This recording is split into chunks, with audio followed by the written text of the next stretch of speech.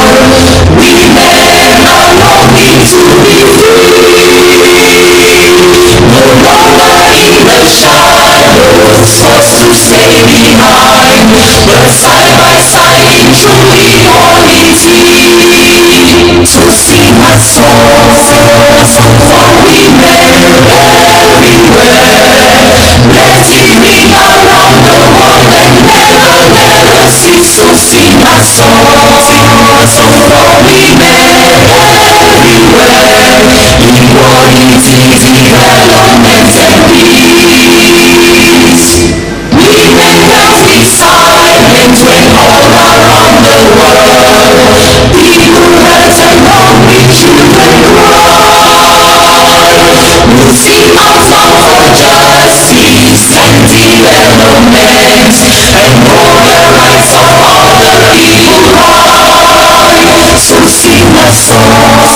song for women everywhere. Let it ring around the world and never cease to sing that song. Song for women everywhere. Equality, development and peace. Women are our world all across the nations, all around the world. Women are longing to be free, no longer in the shadows, forced to stay behind, but side by side in true equality, to sing a song for women everywhere. Let it ring around the world and never cease to sing a song for women everywhere. Equality, development and peace. All right, thank you very much. Please let's put our hands together for ourselves. Distinguished ladies and gentlemen, I once again welcome everybody to the 2026 International Women's Day. The date is actually March 8th, but we are celebrating our own today, 17th March 2026. The month of March is actually for women all over the world. Several institutions, several countries are still celebrating women. This is a day that has been specially set aside to celebrate the remarkable achievements of women across all spheres of life throughout the world. It is also a day to reflect on the progress the women folk has made all over the world, and also to pause a bit and ponder what lies ahead again. When we look at the theme of today's event, it reminds us that empowering women is no longer just a moral responsibility. It is a global necessity that the world must embrace at this particular point in time. When we look around us, women are the backbone of our families. Women are the innovators of our societies.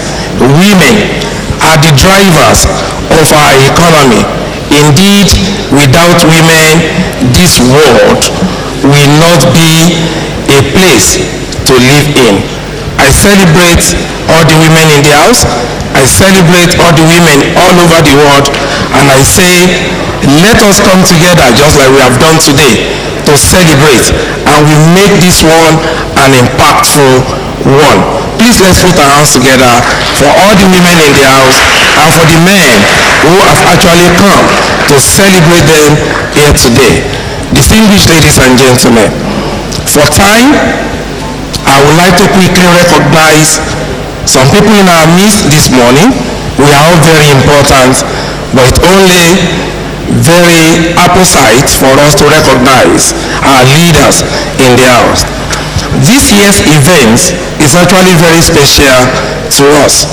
When we gathered here the last time to celebrate women, we had a man at the helm of affairs of the university. Today the story has changed, telling us the narrative is actually changing. That the narrative is actually changing across the world.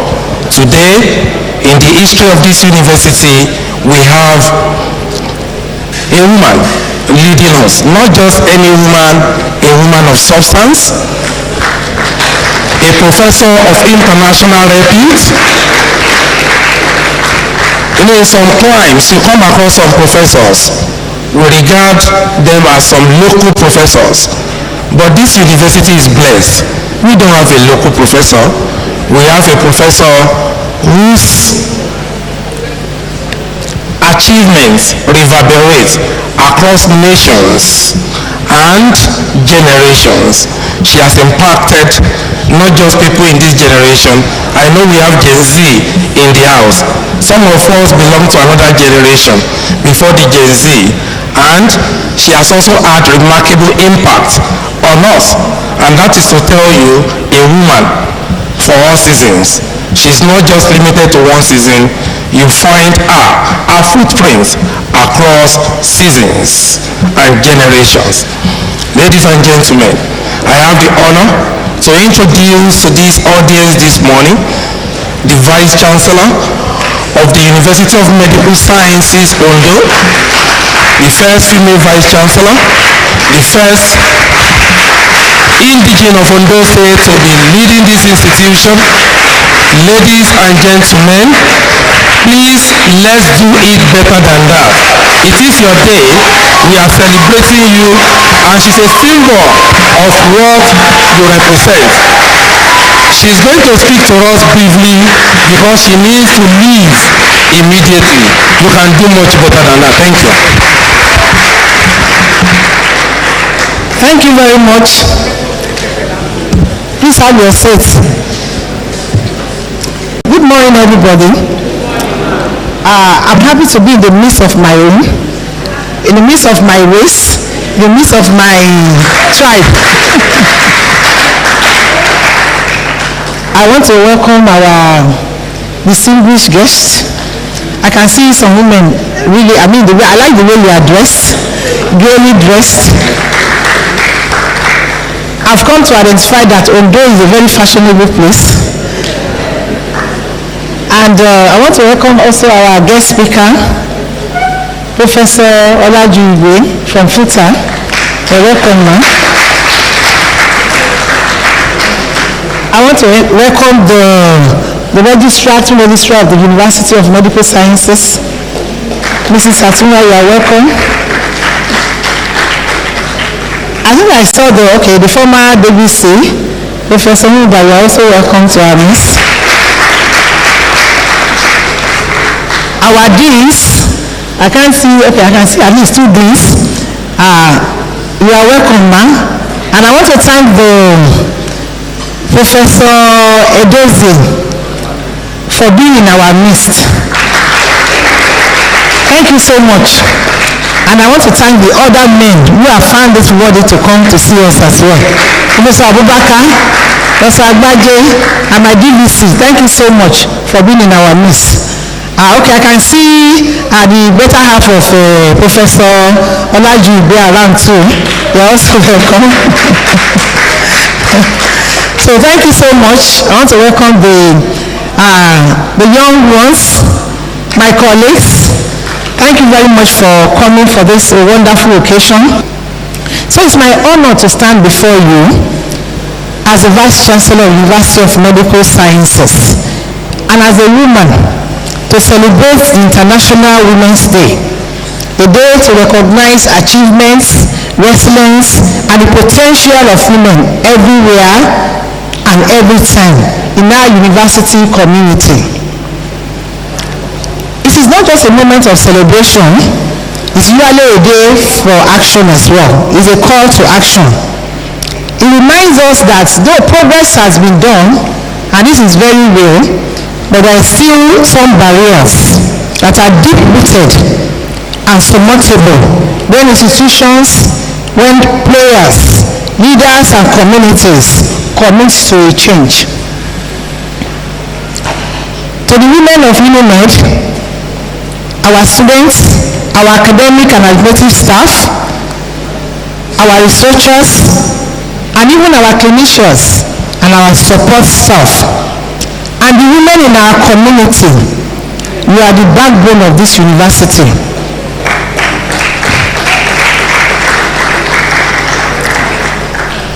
You teach and you learn. You also heal and you do a lot of research. You also organize.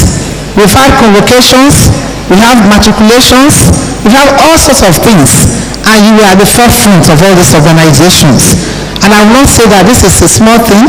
I thank you from the depths of my heart for being part of this. I thank you for your dedication to advance scholarship, to advance and strengthen the society where you work, where you have found yourself. As an institution focused on health sciences, we understand the critical importance of gender inclusion. Women's perspective and leadership in research, in policy and practice enrich the quality and relevance of our work. Diverse teams produce better science, safer practices, and more equitable policies. That is not just an ideal, it is an evidence-based expectation. Today I want to affirm and commit that in UNIMED we continue to promote equitable opportunities for education and leadership, both among our students and our faculty. We also ensure that our environment is safe, supportive, and family-friendly environment. Even in that regard, we are already trying to get a place. We have a place already that we are renovating for a creche, so that our mothers who still have growing babies can drop their babies there while they are able to work in a very conducive atmosphere. We are also improving our support system in different areas as well, making sure that it is inclusive and not exclusive. We want to continue to encourage women to champion research and practice that address women's health and gender equity. I would like to say today that all over the world there has been a lot of cry about women inclusion, but we know that we still have areas where women are not included. Even in this country, how many of our governors are females? Even in the National Assembly, women are crying out for 1/3 or 1/4 of the position. These are areas that the country will do more and make it better, so that more women are represented in every sphere of life. On this International Women's Day, as we celebrate our achievements and acknowledge what has been done so far, I want us to continue to renew our determination to build a university and a society where every woman counts and where every woman thrives. And to the men of UNIMED, I would like to encourage you to continue to give us space to thrive, to shine, and to lead. In it all, I want to thank everybody for your service, for your support to my leadership, for your encouragement, and for inspiring me all the way. Together we continue to create an inclusive academic environment that reflects the dignity and potential of every human being, men and women included. Happy International Women's Day. Thank you very much. Distinguished ladies and gentlemen, please let's put our hands together one more time for the Vice Chancellor, and also to show to the Vice Chancellor also that we appreciate her. We recognize all the things she has been doing. We also have an award to present to her, and it's only proper for us to let you have a glimpse of who she is in the real sense of it. So we have a brief citation, electronic citation of the Vice Chancellor that we are going to run before Professor Edozie will do her the honor of presenting the award. I invite you to listen and watch this citation of the Vice Chancellor, very brief. Eboluwa Adewonke Adejuyiwe hails from the Akoko North East local government area of Ondo State, Nigeria.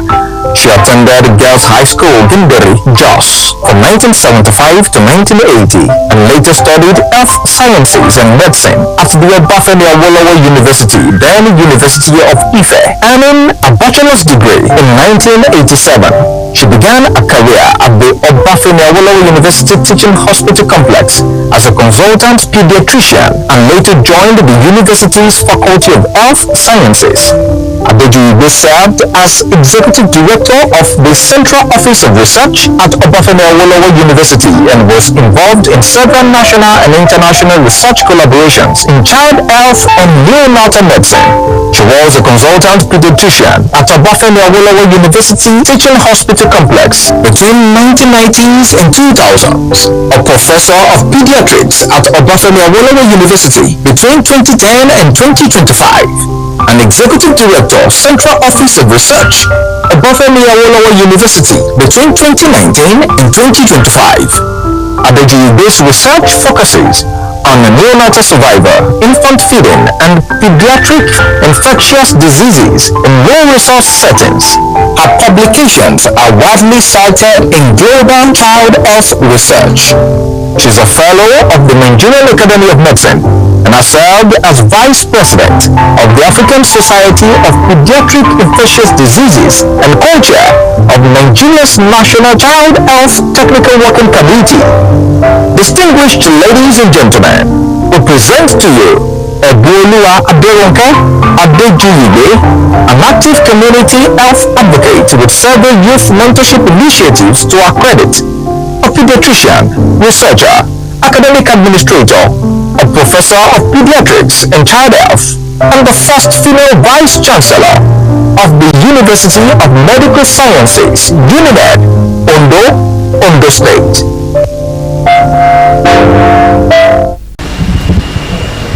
On behalf of the Faculty of Health, Law and Humanities and the Center for Gender and Health Equity, I have the honor, the privilege to present this to you, Professor Eboluwa Aderonke Adejuyibe, first substantive female Vice Chancellor of the University of Medical Sciences.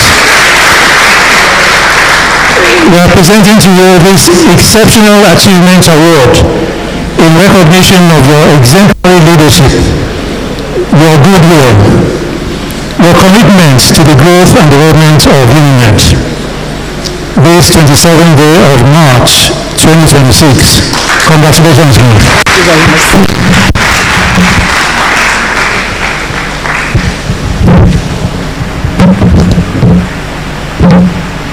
Very quickly, I recognize in our midst this morning the acting registrar of the university, Mrs. Ellen Atunwa. Please a round of applause for her. I recognize Professor Patrick Olarewaju Osho, the Deputy Vice Chancellor of the university. Also, we have the immediate past Deputy Vice Chancellor, academic of the university in our midst. At times I find it hard to describe her in the past because she is a recurring decimal in the history of this university. There's nothing you do that you won't find her amidst us. At the convocation ceremony we had a few weeks back, she was here before everybody, all the way from Ibadan. And that is to show you what women can actually do. A very brilliant scholar and a cerebral one at that. Professor Rose Angela Oruba. Please a round of applause for her. I also recognize the Dean, Faculty of Health, Law and Humanities, the faculty that houses the Center for Gender and Health Equity of the university. Ladies and gentlemen, please let's put our hands together for Professor Leroy Edozian. I want to specially recognize also this morning the director of Center for Gender and Health Equity of the university. She's been working up and down. When I came in, I told Mama, please be calm. All will be well. And you can see now all is going well. She has called me more than 17 times this morning to show how well she wants this program to be successful. Ladies and gentlemen, let's put our hands together for Professor Augustina Duyilemi, the Mama Yeyenito of Ondoland. Please, let's do it better than that. She has brought all of us together. A very good woman at heart and in all that she does. Thank you very much, ma. Ladies and gentlemen, I also want to quickly introduce to us the keynote speaker, who one way or the other belongs to two institutions for today's occasion. She belongs primarily to the institution where she works, and by marriage, she also belongs to us at the University of Medical Sciences, Ondo.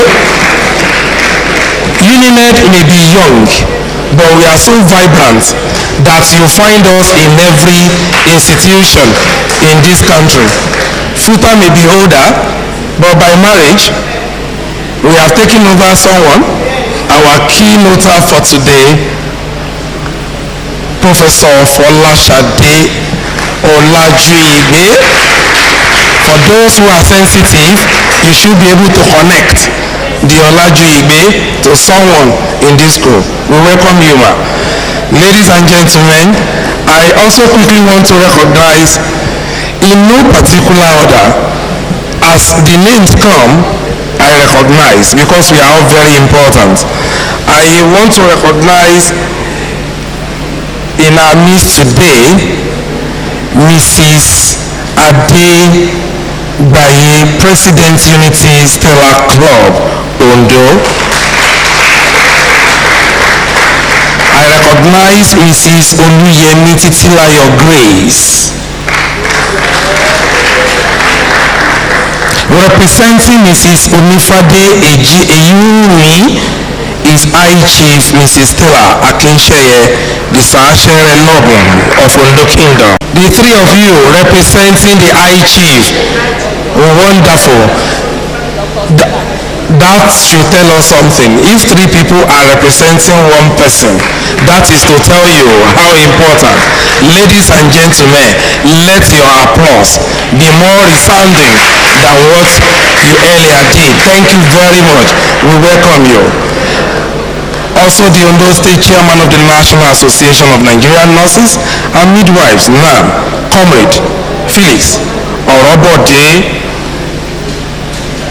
Please a round of applause for him.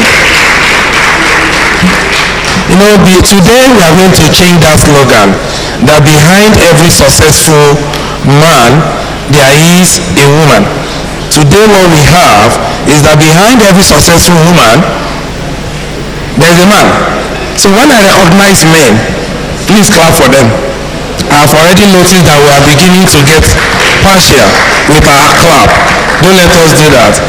I recognize the Vice Chairman of the same association too, Comrade Victoria Owolabi.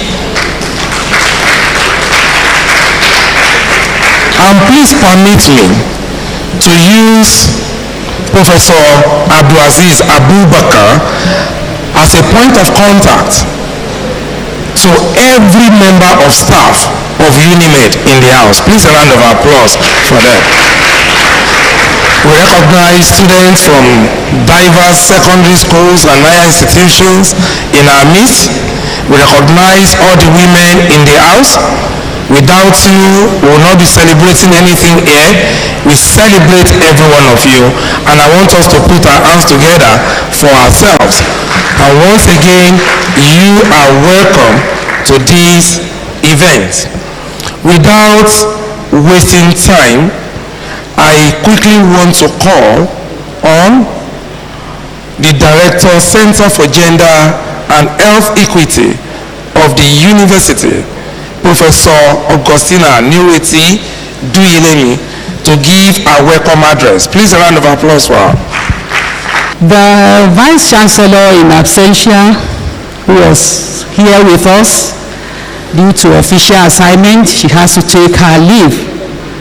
The Deputy Vice Chancellor, Professor Patrick Osho, my Dean, Professor Laurie Edosian, who has always been in support of my center, my amiable acting registrar, who is also a supporter of the center, Mrs. Helena Tura. We have our beautiful former DVC, all the way from Ekpe this morning, Professor Rose Angela Uba, and particularly, let me specially welcome our keynote speaker. The MC has said a lot about her. She is our better half in Unimed, and I have very, very inclusive support of my professor all the way from FUTA this morning. And she has not come alone. She has come with members of organizations of women in science for developing world. Please, you are all recognized. Can you stand up for recognition, please? The keynote speaker is the chairperson for Edo State chapter, and she has been performing creditably well in Nigeria, so sorry for that. Let me also welcome all our professors, all our powerful fathers that are in the hall. I cannot mention all names, but let me use Professor Olawi as a pointer to all professors that are here, both male and female. My deans, Professor Rikiko, let me use her as one of our female dean, who is also here.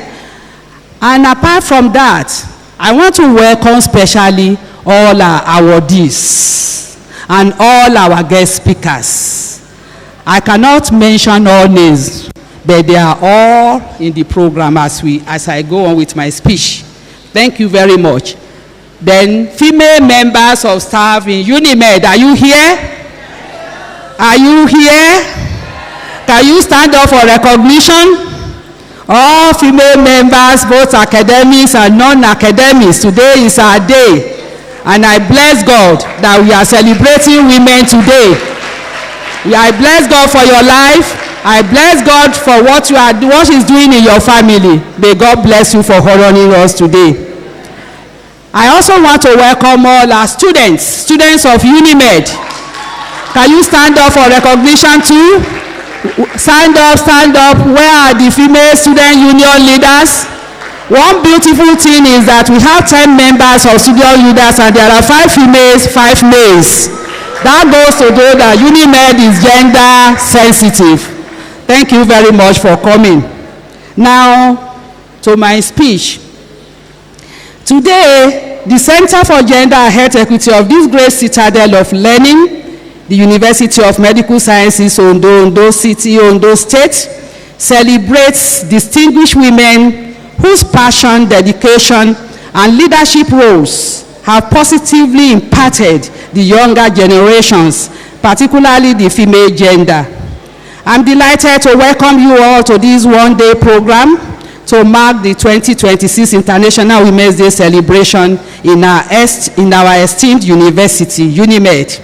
The university that is ranked by the NUC as the first among state universities in Ondo State, the 4th best state university in Nigeria, the first specialized university in Nigeria to be accredited by the NUC, offering a focused medical curriculum, and the 19th best university overall in Nigeria. The general theme for 2026 International Women's Day is Give to Gain, encourage a mindset of reciprocity and supporting gender equality through giving time. The theme is philosophically rooted in the idea that empowerment is not a finite resource to be hoarded, but a seed that only yields a harvest when it is planted in others. Gain to give means we invest in ourselves, our skills, our health, our faith, and our voice, so we can in turn pour into others with more wisdom, strength, and love. To accomplish this goal, we must look at the two main ways by which we can transform our community. That is, giving mentorship to gain legacy and giving advocacy to gain equity. Undoubtedly, there is joy in giving, because as you give, you gain. Thus, give to gain indeed has a ripple effect. One act of generosity creates a wave of reciprocity. So when you invest in a woman, she really keeps that investment to herself. She pours it back to her family, her business, and her community. In sum, Give to Gain emphasizes that by giving support, opportunities, and mentorship to women, we gain a more prosperous and inclusive world. Our university has championed this advocacy. It has established the Center for Gender and Health Equity since 2021 with the aim to strengthen the capacity of women in the university. Some landable project programs have been initiated by this center since its inception. Such in popularity and investment, showing nearly equal gender representation in sports.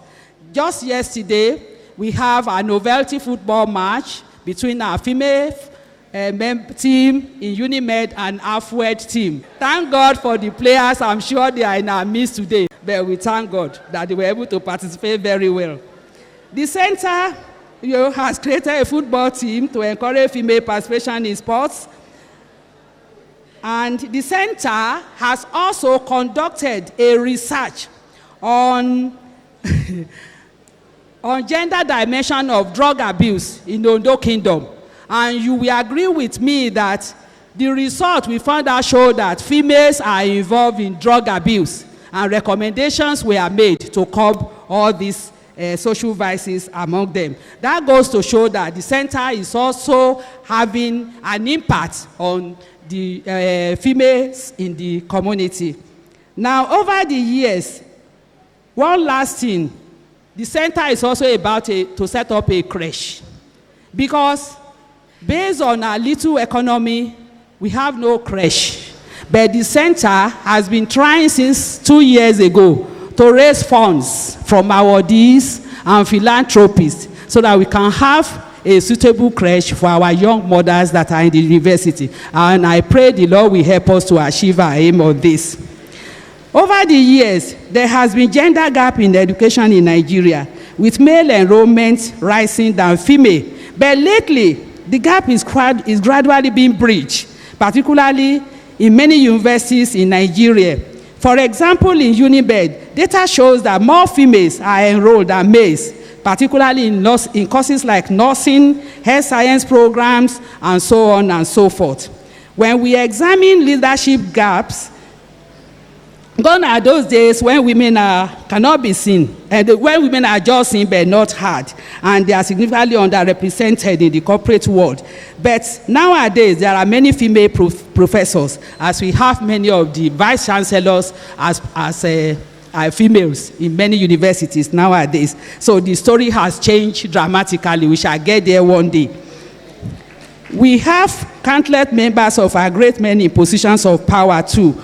For instance, we have the likes of Dr. Ngozi Okonjo-Iweala, the DG of the World Trade Center, and so on and so forth. And these people, they are actually pulling their weight and representing Nigeria well. I will not mention the other names, they are in my speech. But we thank God, the females that are representing us in higher position, they have not failed us. So our future will be bright in Jesus' name. Gradually, Nigerian women have continued to distinguish themselves at national and international levels. Like the MC really just told us, this is the first time we have been having a female vice chancellor in our university. And she has also been pulling her weight to transform our university in the right direction. I pray for a very good period during her tenure in Jesus' name. Finally, I would like to thank everybody for coming to attend this event. Thank you very much for listening. In a way, she has welcomed us formally to this event. And now we can begin to run at the speed of light. I recognize in our midst one of the huge pillars of support for women in our society. Honorable Tomide Akinribido is one of our guest speakers today, and he represents Organization for Women in Science for the Developing World. Also, I recognize Honorable Nurse Patience Ariola Adamolekun, a full-time board member, Hospitals Management Board, Ondo State. I want to bring to this side of the divide Professor Folashade Olajuyegbe, the keynote speaker for this event, to set the tone for us, what to expect, a little about the theme of today, and I'm sure she's going to open our eyes to several things we've not been seeing, and she's going to blow our minds. That I am pretty sure of. Ladies and gentlemen, I have the honor of bringing Professor Folashade Olajuyegbe to this side of the divide, and I call on the technical team to please give us his electronic citation.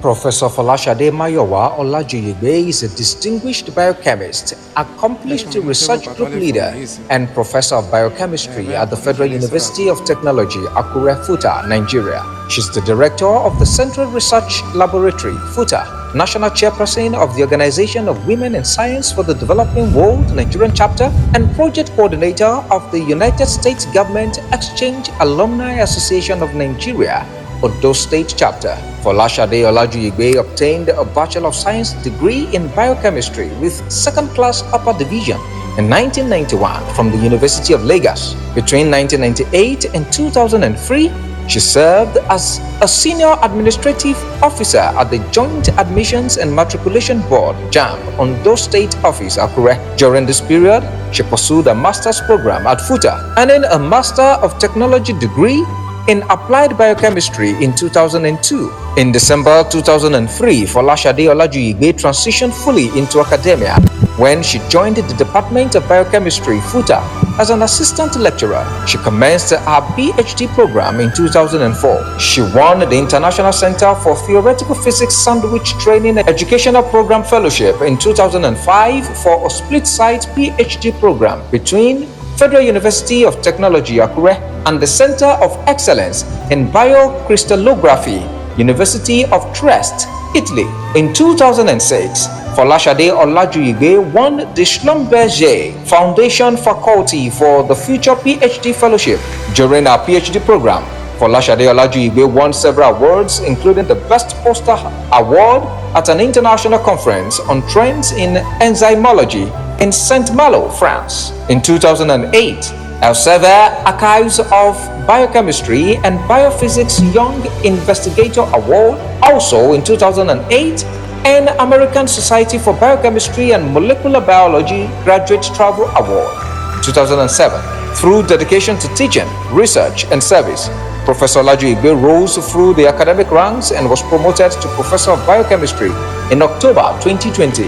She is the principal investigator and leader of the Enzyme and Environmental Biotechnology Research Group at FUTA. Her research focuses on structure-based drug design against HIV, microbial enzyme production, bioenergy, and environmental bioremediation. She has successfully supervised and mentored over 50 postgraduate students, including 40 MTech and 10 PhD graduates. She has published about 60 scholarly articles in reputable international journals with over 1,000 citations of her work. She leads an active research team supported by a well-equipped e-biotech laboratory with modern facilities and reliable power supply. Professor Olaju Igbe has won several awards, fellowships, research grants, and national and international recognition, verifying a global reputation. She's a grantee of the International Center for Biotechnology and Genetic Engineering Collaborative Research Project on Bioenergy and TED-Fund National Research Fund Project on Environmental Bioremediation. Professor Olaju Igbe won the prestigious U.S. Fulbright Senior Research Scholarship in 2017 and was a visiting scholar at Rutgers University, New Jersey, USA from 2017 to 2018. As director of the Central Research Laboratory in Futa, Professor Olaju Igbe won the Seeding Labs Instrumental Access Award for the laboratory in January 2024. Remarkably, she won the 2023 Futa Vice Chancellor Special Recognition Award of Excellence, exactly 12 years after winning the Vice Chancellor's Special Recognition for Research Award in 2011. She is a two-time winner of the prestigious International Foundation for Science Sweden Research Grant. She is a two-time winner of the highly competitive Schlumberger Foundation Faculty for the Future Fellowship for our split-site PhD research in the University of Trieste, Italy, and our postdoctoral program at the University of Florida, USA, respectively. She was an associate of the International Center for Theoretical Physics, Trieste, Italy, from 2009 to 2016. Professor Olaju Igbe has served as external examiner and assessor to several universities, including Obafemi Awolowo University, Ile-Ife, Ekiti State University, Ado-Ekiti, University of Medical Sciences, Ondo, and Elizade University, Ilara-Mokin, Ondo State, among others. She serves on the editorial board of the National Biotechnology Development Agency, NABDA, journal reviews manuscripts for more than 15 international journals. Furthermore, Professor Olaju Igbe has been widely recognized as a role model for women in science. In 2016, she was highlighted by the International Foundation for Science, Sweden, on International Women's Day. In 2017, she was named among the 10 Nigerian women making significant contributions to science by the Nigerian Leadership newspaper. And in 2018, she was listed among 16 prominent Nigerian women excelling in science and research during the International Day of Women and Girls in Science. In 2024, Life Science Nigeria celebrated Professor Olaju Igbe on International Women's Day for advancing life science awareness through education, research, and technology. And in 2025, the Schlumberger Foundation also recognized her among 12 influential women and girls in STEM, working globally to advance gender balance in science. Professor Olaju Igbe belongs to several professional bodies, including the Nigerian Society for Biochemistry and Molecular Biology, the American Society for Biochemistry and Molecular Biology, among others. In 2025, Professor Olaju Igbe represented Nigeria at a high-level regional bioeconomy workshop in Dakar, Senegal. Professor Olaju Igbe is the president and founder of Women's Dignity Initiative, a non-governmental organization and the national project coordinator of the Network of Nigerian Women in STEM and national chairperson of WSD Nigeria chapter. With over 2 decades of teaching and research experience, Professor Olaju Igbe has held several leadership roles within the university, including Director of the Central Research Laboratory from 2023 to this day, Member of the University Senate from 2020 to this day, and Member of the University Accreditation Committee from 2024, among others. Professor Folashade Mayowa Olaju Igbe is happily married to Reverend Canon Dr. Ebenezer Olaju Igbe, Director of the Information and Communication Technology Center at the University of Medical Sciences, UNIMED, Ondo. Their union is blessed with children. Ladies and gentlemen, please join me in welcoming Professor Folashade Mayowa Olaju Igbe as she delivers the keynote lecture titled Give to Gain, Advancing Gender Equity and Institutional Excellence by Celebrating Women and Strategically Investing Time as we celebrate the 2026 International Women's Day in UNIMED, Ondo State. Thank you very much. Please, let's have our seats. I'm humbled. Thank you. The Vice Chancellor, Professor Ebunoluwadeju Igbe, in absentia, ably represented by the Deputy Vice Chancellor, Professor Patrick Osho, Acting Registrar, bursary coordinator, library coordinator, deans and directors, heads of departments and units, respected professors, academic and non-academic staff, great UNIMED students, distinguished guest speakers and awardees, executives and members of the Organization for Women in Science for the Developing World, OWS in Nigeria. The former Deputy Vice Chancellor, Professor Rosangela Umba, I recognize you. Amazing women and girls gathered here today, gentlemen and ladies of the press, distinguished ladies and gentlemen, happy International Women's Day 2026. I bring you warm greetings from my amiable, cerebral, and dynamic first female Vice Chancellor of the best University of Technology in Nigeria, Federal University of Technology, Akure, Professor Adenike Temidayo Oladiji, FAS, and also from the Organization for Women in Science for the Developing World, OWSD Nigeria chapter, where I am the national chairperson. I'm very grateful to the dynamic director, Center for Gender and Health Equity, UNIMED, Professor Augustina N. Duilemi, for this invitation as keynote speaker, the 2026 celebration of International Women's Day at UNIMED. I also recognize and thank my dear husband, Reverend Canon Dr. Ebenezer Olajuigbe, Director, Information and Communication Technology, ICT Center of this great university, for always supporting me and encouraging my vision.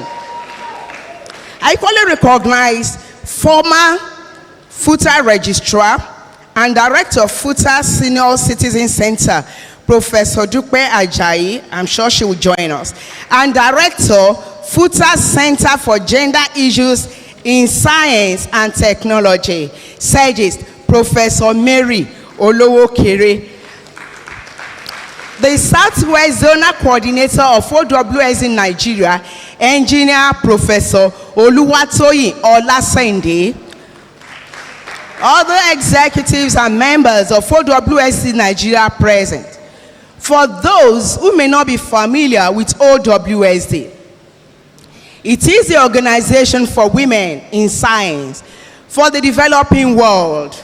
It is a network of over 12,000 women scientists living and working in developing world, dedicated to advancing the participation of women scientists in mathematics, in science, technology, engineering, and mathematics, STEM careers, to amplify their voices and promote leadership, mentorship, and collaboration.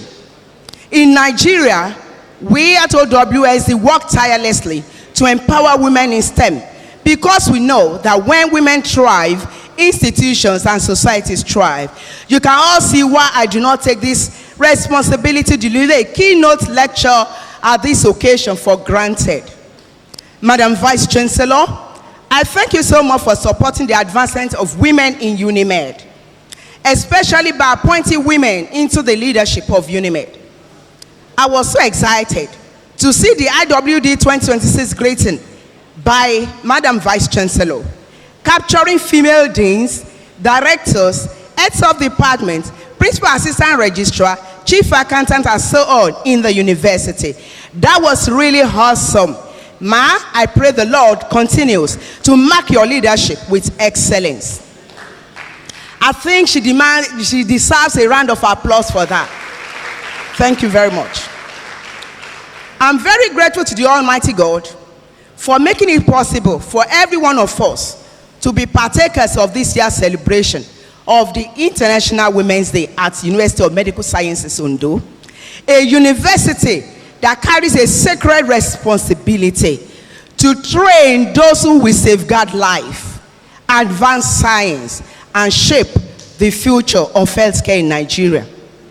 I will quickly delve into the topic before me this morning or this afternoon: gift to gain, advancing gender equity and institutional excellence by celebrating women and strategically investing time under the following subheadings. Introduction, you have it on the slide. Give to gain. Universities are shapers of culture and social values. The responsibility of awareness and supporting women for equity and institutional excellence. Celebrating women and overcoming scarcity mindsets. Strategic investment of time for gender equity and institutional excellence. 6, the multiplier effect of give to gain. 7, call to action, advancing the future of UNIMED and Nigeria. And then my conclusion, from reflection to action. Today we gather under the 2026 International Women's Day theme, Give to Gain. Beyond the notion of reciprocal giving, the theme embodies selfless action, investing in the growth, success, and empowerment of other women.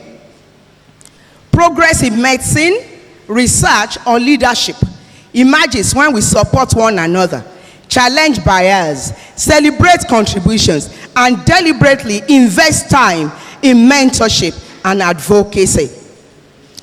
Every act of giving strengthens institutions, fosters equity, and builds a resilient, inclusive society, one where opportunities multiply and the collective potential of women contributes meaningfully to a greater Nigeria and a better world.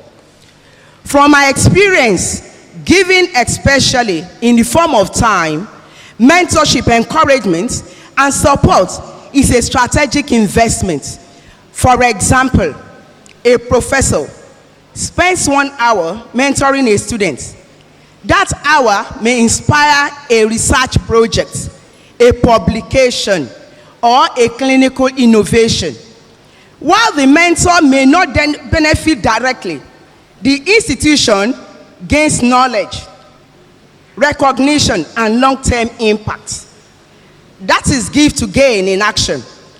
When institutions offer opportunities, they gain excellence. When leaders offer trust, they gain innovation. When women are supported, society gains resilience, growth, and stronger systems. Let me quickly ask us this question. How many of us have benefited from someone giving their time to help us? Their experience, or that experience, is proof of the power of reciprocity. I'll begin with a brief personal story that captures the true meaning of give to gain. I want us to listen attentively. In early 2004, shortly after I was appointed as an assistant lecturer, I had a chance of meeting with a senior female academic at the south gate of my university, Federal University of Technology, Akure. She congratulated me warmly on my new appointment.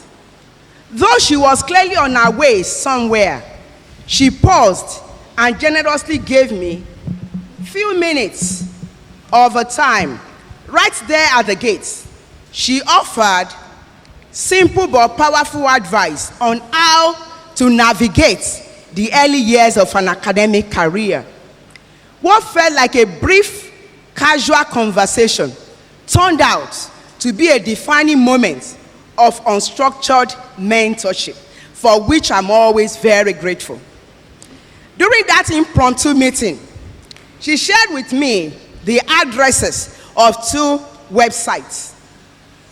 The first was for the Third World Organization for Women in Science, known as TWOS then, but now the Organization for Women in Science for the Developing World, OWSD.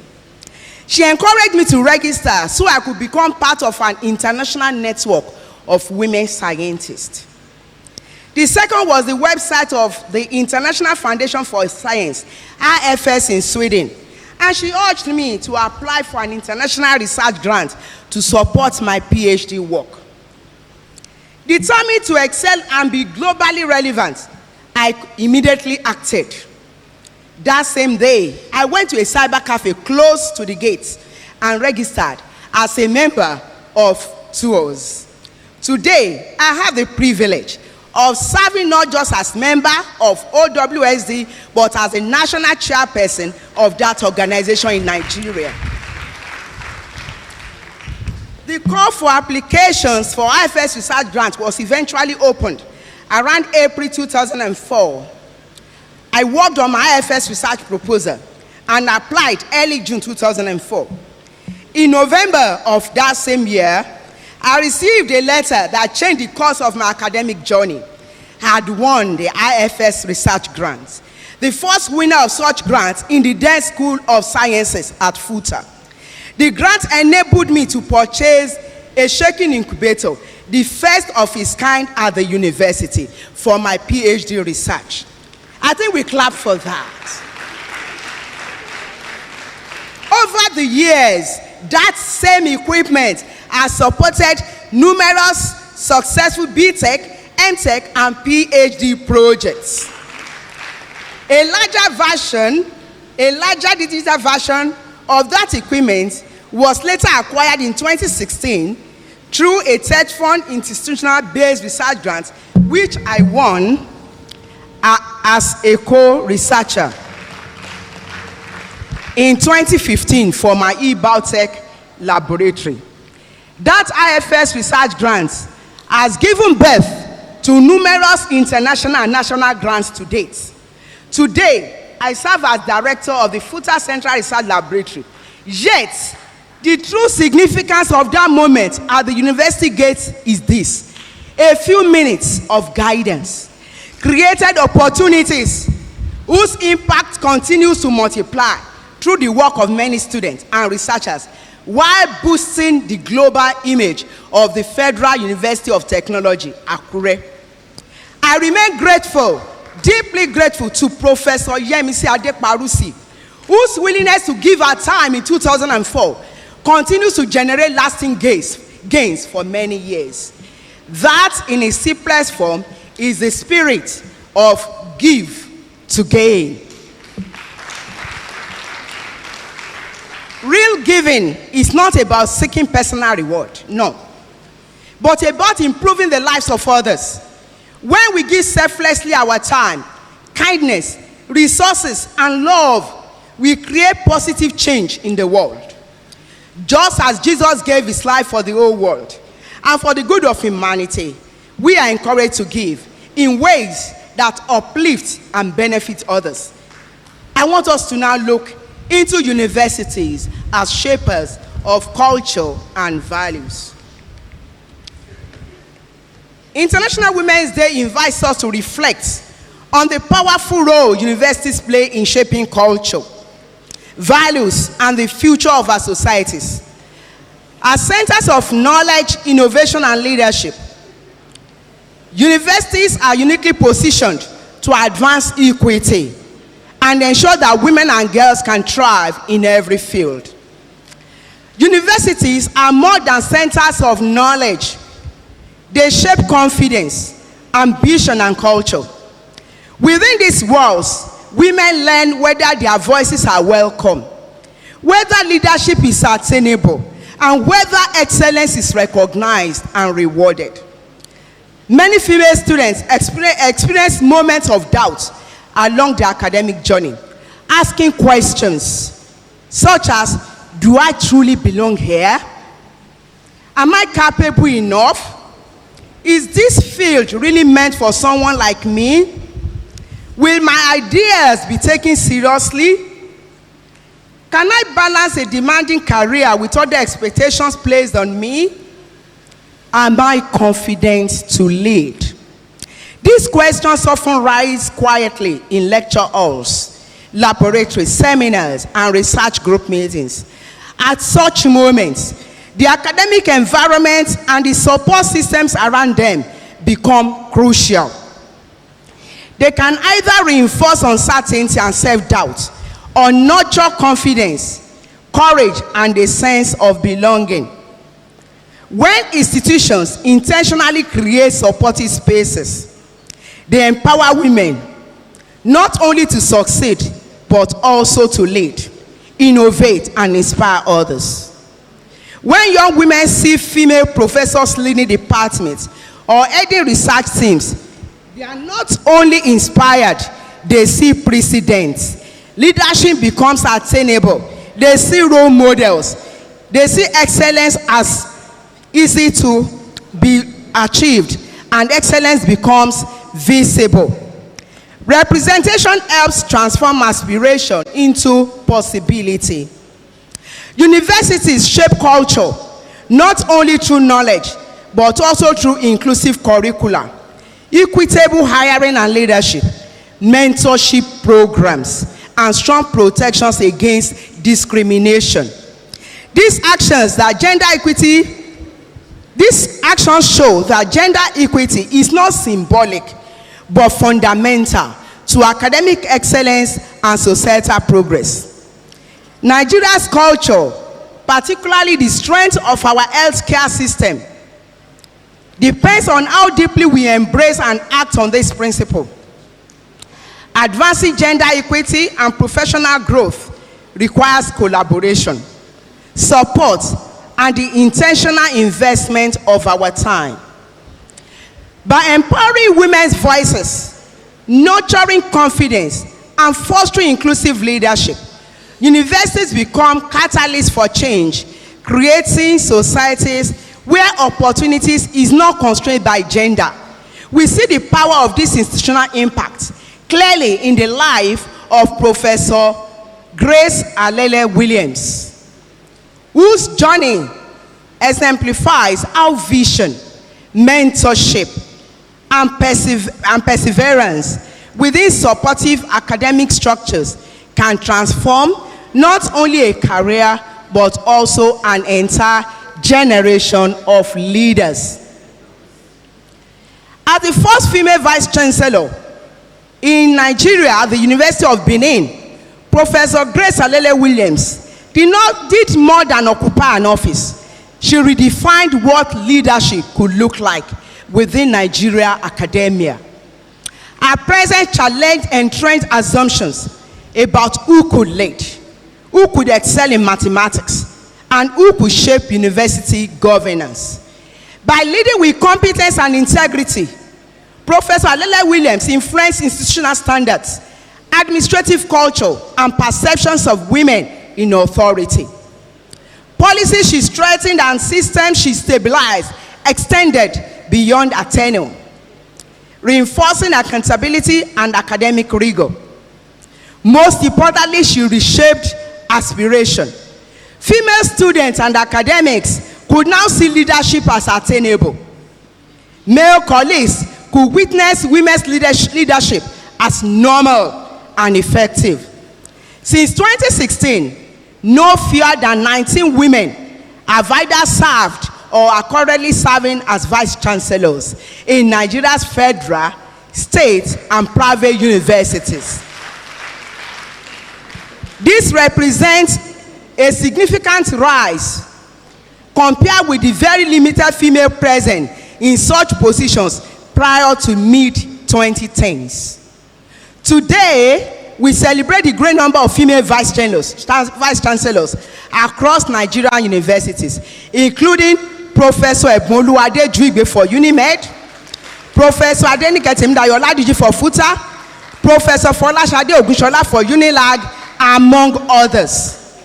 These are remarkable leaders who exemplify that when women are afforded opportunities, institutions benefit from inclusive leadership, diverse perspectives, and a governance approach grounded in empathy and excellence.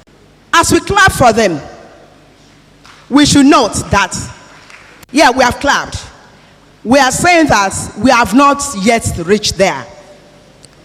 When this number is considered, alongside the 307 universities presently approved to operate in Nigeria, the proportion remains relatively small, with women accounting for far less than 10% of university leadership positions at any given time, according to Ononiwotu 2026 in The Guardian. While the pace of change highlights persistent gaps, The increasing visibility and impact of women leaders signal meaningful progress and the transformative potential of equitable representation. This reality signifies an important point. Progress does not occur automatically. It requires intentional awareness, supportive structures, and a shared commitment to creating environments where women can thrive and lead. Let's now look at the responsibility of awareness and deliberate support in promoting equity and strengthening institutional excellence. The responsibility of awareness and supporting women for equity and institutional excellence. Advancing gender equity begins with the responsibility of awareness and the courage to challenge bias. Awareness is the foundation of meaningful change. By recognizing subtle biases within academic, administrative, and social environments, we can intentionally create equitable opportunities for women. When awareness is paired with active support, it becomes a powerful driver of both gender equity and institutional excellence. In contemporary professional spaces, bias is rarely overt, yet its consequences remain significant. It influences who is encouraged to pursue leadership, how assertiveness is interpreted, how mistakes are judged. Assertiveness in men may be praised as confidence or leadership potential, while similar behavior in women may be misinterpreted as aggressiveness. Likewise, mistakes by men may be framed as learning opportunities, whereas mistakes by women may be scrutinized more critically. Often, bias appears under the guise of concern. Questions about workload, family responsibilities, or maintaining balance. While these concerns may seem well-intentioned, they are not always applied equally across genders. As a result, capable women may be unintentionally discouraged from pursuing leadership roles, leadership research opportunities, or professional advancements. Challenging this bias does not require confrontation for its own sake. It requires conscious correction. It means asking whether our standards are consistent, our evaluations fair, and our opportunities equitably distributed. Addressing bias through fair recognition, inclusive policies, mentorship, and advocacy strengthens institutional integrity and excellence. Equally important is the power of intentional support. It should be noted that supporting women is not a favor. It is a professional responsibility. In medicine, research, and academia, progress is built on collaboration, mentorship, and shared efforts. Career advancement should reflect the same collective principle. Support becomes transformative when both men and women actively contribute. Men who mentor, sponsor, and advocate for women help dismantle barriers and normalize inclusive leadership. At the same time, women supporting one another through mentorship, collaboration, and advocacy strengthens networks of opportunities and promotes collective success rather than competition. When awareness of bias is combined with intentional support, the results are transformative. Careers flourish, leadership becomes more diverse, and institutions benefit from broader perspectives and stronger innovation. Hence, we should note, supporting women is therefore not charity. As I said, it's not a favor. It is a strategic investment in institutional strength and societal progress. That is why we need to celebrate our women, and we should overcome the scarcity mindset. Celebrating women requires more than recognition. is more than a word given. It demands both social acknowledgement and structural action, while challenging the scarcity mindset that limits collective progress. When institutions intentionally honor women and foster a culture of abundance rather than competition, they unlock the full potential of gender equity and institutional excellence. Social celebration involves highlighting achievements, sharing stories of excellence, and raising visibility through events, awards, and public recognition. This not only challenges bias, but also motivates emerging talents. It motivates our female students and signals a commitment to equity. Recognition becomes transformative when women's achievements are celebrated without fear of rivalry, fostering collaboration and inspiring others. A ripple effect that embodies the principle of give to gain. Structural celebration goes further by embedding equity into institutional policies and practices. It ensures fair access to leadership roles, research funding, mentorship and career development, as well as supportive environment where all contributions, including mentoring, service, and committee work are valued, expanding opportunities for women to strengthen leadership pipeline, improve decision making, and this drives innovation. True celebration, therefore, combines recognition, structural support, and an abundance mindset. When we celebrate women intentionally, as we are doing today, collaboration thrives, excellence expands, and leadership becomes more inclusive, reminding us that when one person rises, the entire community rises with them. Now to the strategic investment of time, which was part of the theme for today. Among all resources available to us, time is the most powerful and accessible. It is a resource that everyone possesses. We all possess time and can intentionally deploy it to create meaningful change in our lives and in the lives of others. When invested strategically, time becomes one of the most transformative tools for advancing gender equity and strengthening institutions. The time spent mentoring, the time spent writing recommendation letters, the time spent advocating, the time spent amplifying voices is far from a small gesture.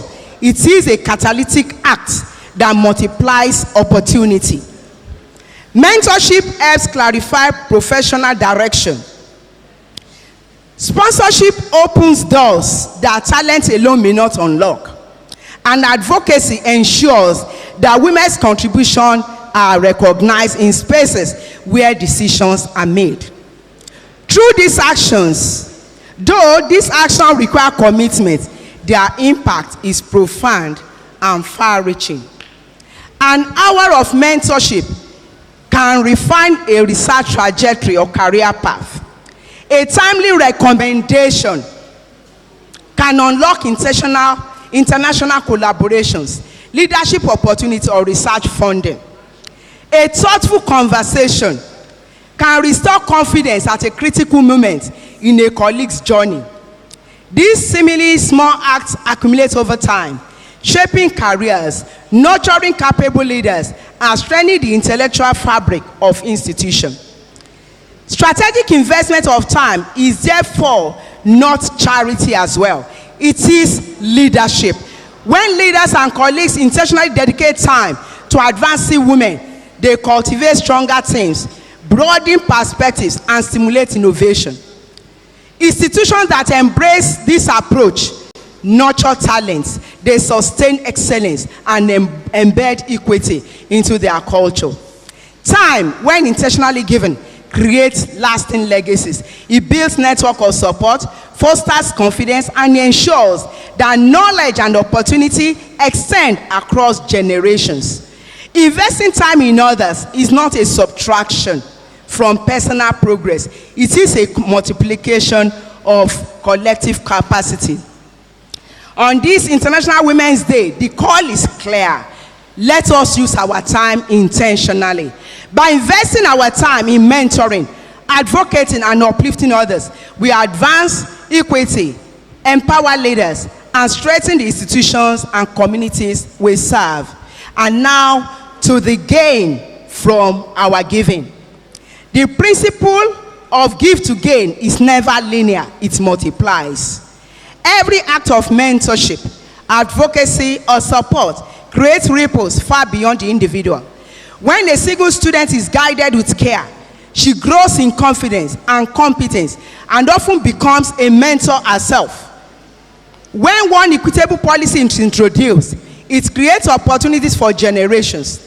When inclusive practices are nurtured consistently, they become the identity of the institution.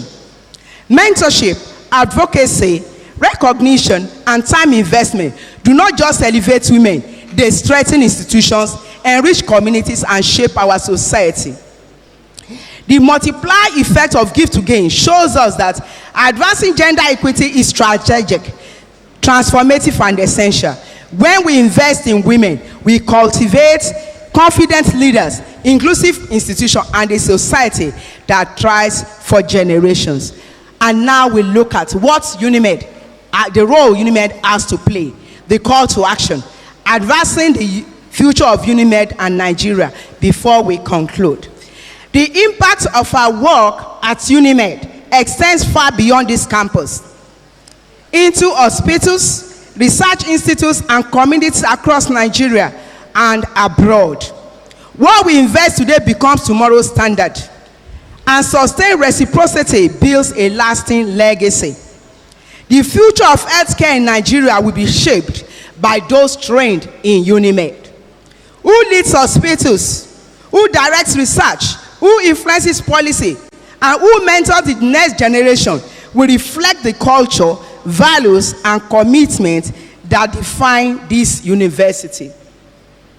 The Center for Gender and Health Equity at UNIMED exemplifies how intentional programs can drive change, advancing women's leadership. And from what we have heard from the director this morning, the center promotes inclusive policies and supports equitable research and mentorship. Building on this model, the university must, 1, develop leadership programs for women that build confidence, competence, and capacity. The university must embed inclusivity in decision-making at every level. The university must regularly evaluate institutional culture to track progress and address gaps.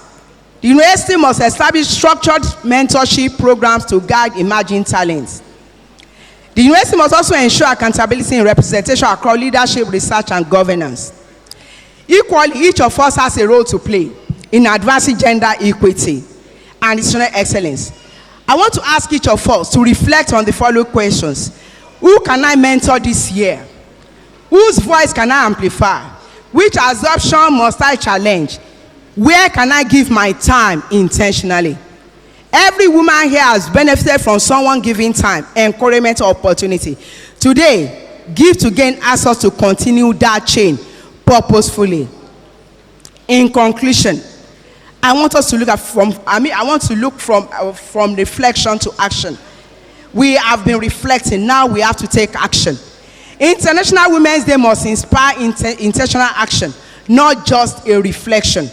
Professors here, senior lecturers here, younger colleagues here should mentor emerging scholars and open pathways to leadership. Colleges and departments should review equity data and practices regularly. Students should challenge stereotypes and promote inclusion. Leaders should embed accountability so equity is measured and sustained.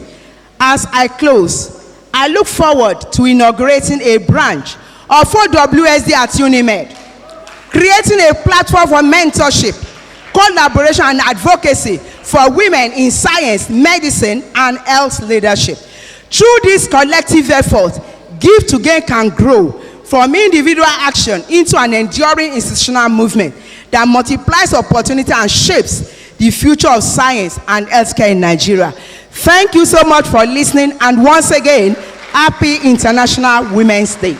While we are still standing clapping for her, the tradition of University of Medical Sciences is that when you come to us, we do not allow you to go back the way you have come. We often recognize excellence. And you all agree with me that we have just listened to an excellent keynote speech. Please, once again, a round of applause for Professor Folashade Olajuigbe. As I call on Professor Wahab Owolawi, the Acting Dean, Faculty of Allied Health Sciences, to do us the honor of presenting the meritorious award that we have for our keynote speaker. Please, a round of applause for Professor Owolawi as he comes. So without a woman, nothing, nothing, no. Woman, African woman,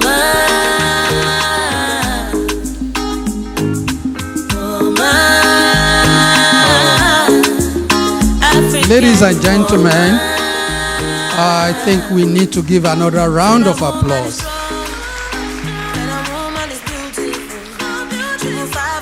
Professor Folashade Olajuigbe is a professor of note, and all what you have said today is very impactful, not only to UNIMED, but to the universe. Give to gain is about whatever we give, we also receive. As you give, you receive. And on that note, I will want to present to you this award from the chairman, the director of Center for Gender and Health Equity, who has graciously made it possible for this event to hold. And of course, from our Vice Chancellor, who you have actually eulogized so much. Thank you very much. In recognition of your advancement of women in science, we honorably and with honor give you this award. Thank you very much, ma'am.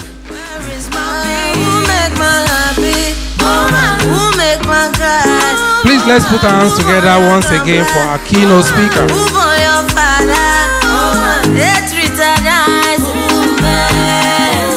Without a woman, nothing, nothing, no. Woman, stay without a woman.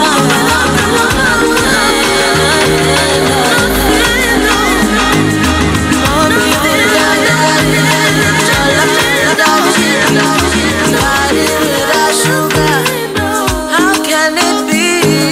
Hustle without moolah, baby without me, dodo without me.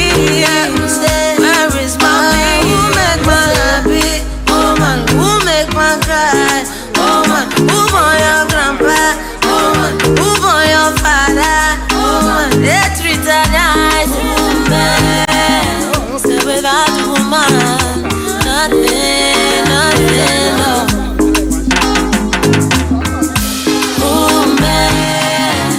Without a woman, nothing, nothing, no. Woman, stay without a woman, nothing, nothing, no. Woman.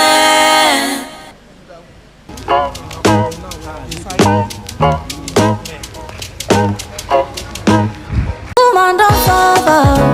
Lower everybody. Suffer, suffer, enjoy forever.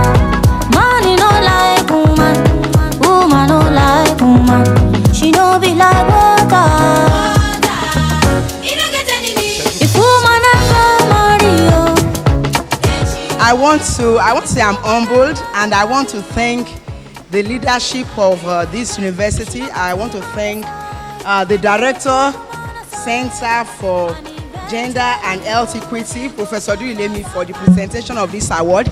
And I want to equally apologize for not recognizing my sister, the first dean of School of Agricultural and Agricultural Technology, FUTA, That's in the person of Professor Oludansi, Oluwatoyin Oludansi. Please, let's give her a round of applause. Prof, please. And I'm sure she's serving UNIMED also in a great way. Thank you very much. Because we served together and we have been sisters since then. And she's equally pulling her weight.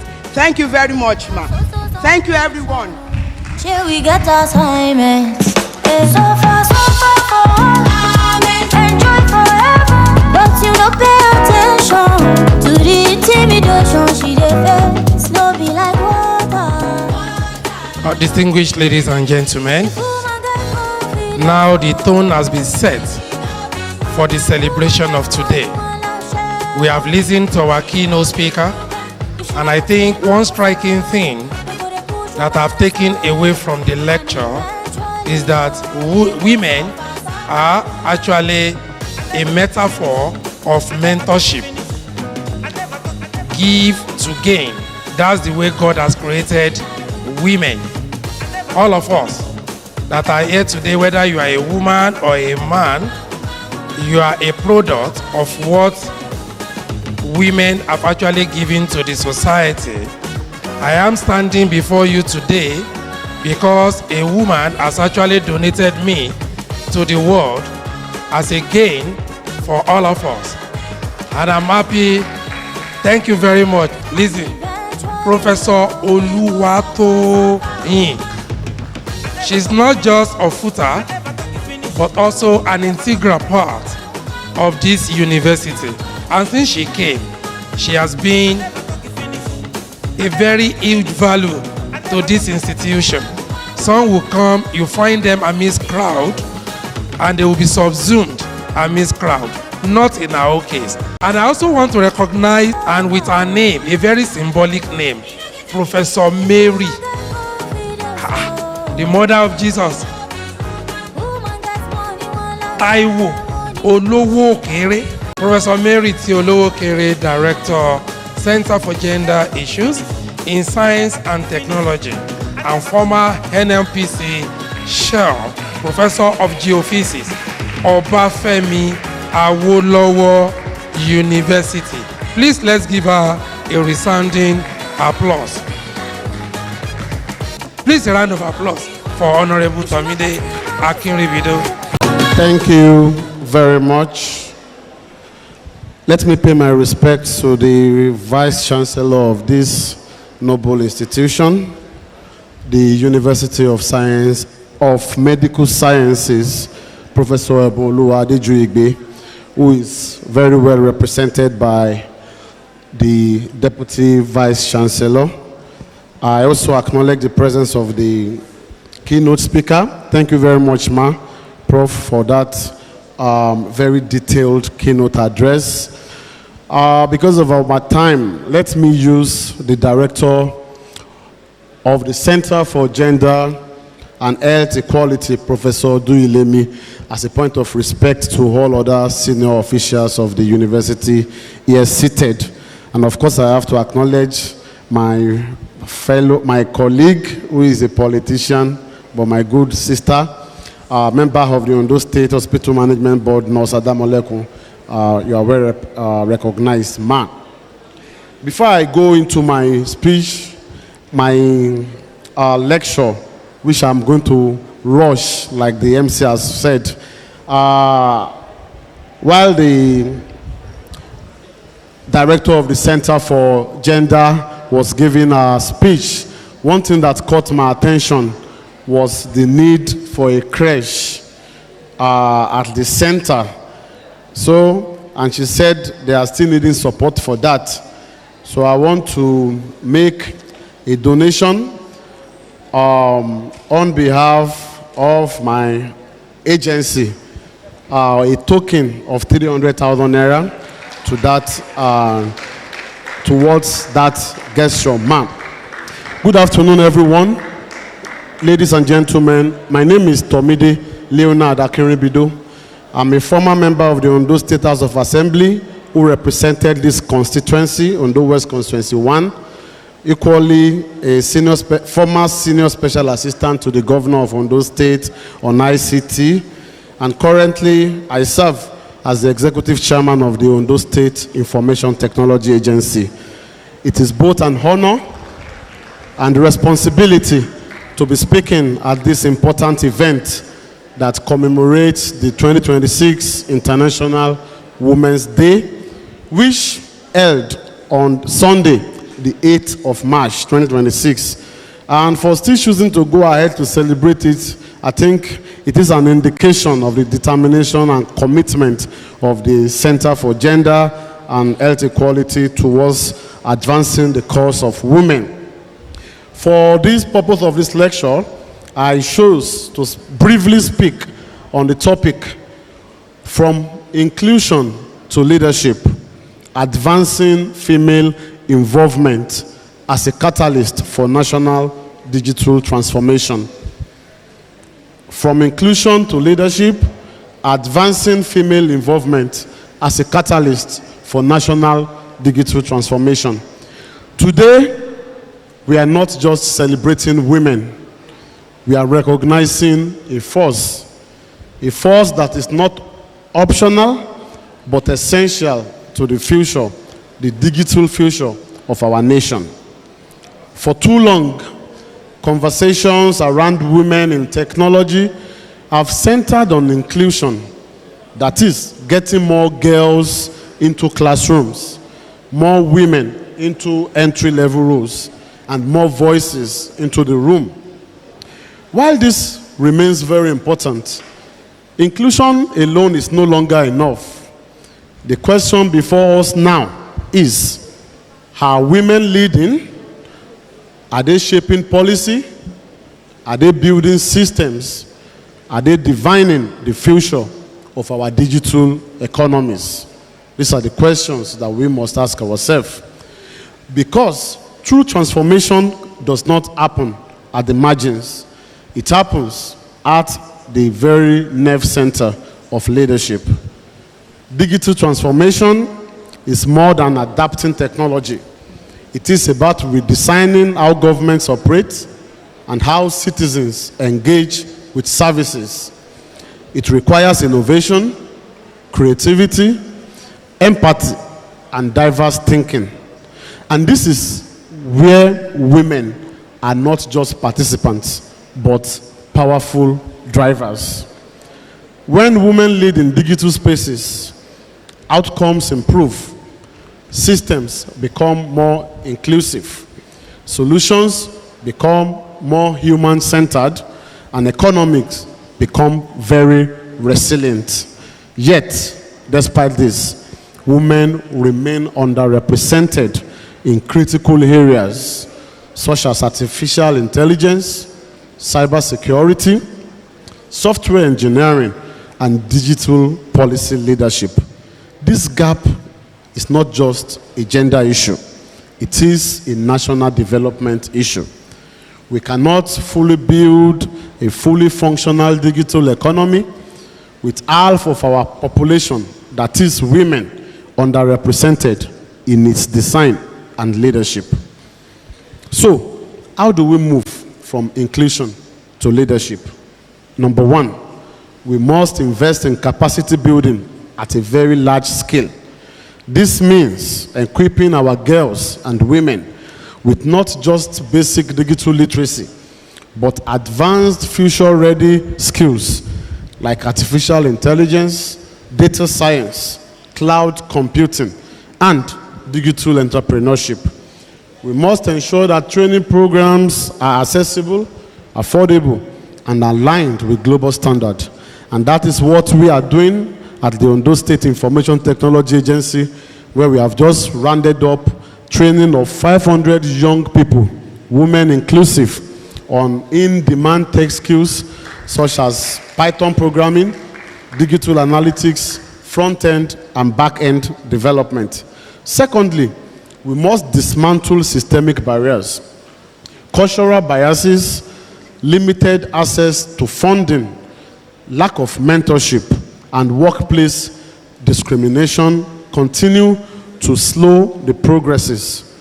Governments, private sectors, leaders, and institutions must take deliberate steps to create enabling environments where women can thrive and rise. Thirdly, we must create leadership pipelines. What does this mean? It means that it is not enough to train women, we must position them. This includes appointing women into decision-making roles in the tech sector, supporting women-led IT startups, and ensuring women representation in ICT policy formulation and governance structure. An example is the role being played by Ms. Ola Williams, who is the West African country representative for Microsoft. Fourth, we must leverage technology as an equalizer. Digital platforms have the power to democratize opportunity. From remote work to online learning, technology can break down geographical and societal barriers, but only if it is accessible and equitable. And then lastly, we must tell our stories. Representation matters. When young girls see women leading in tech, building companies, driving innovation, shaping national policies, they begin to see what is possible for themselves. Ladies and gentlemen, advancing female involvement in digital transformation is not an act of appeasement. The keynote speakers said it is not an act of charity. So I say it is not an act of appeasement. It must become a national deliberate imperative.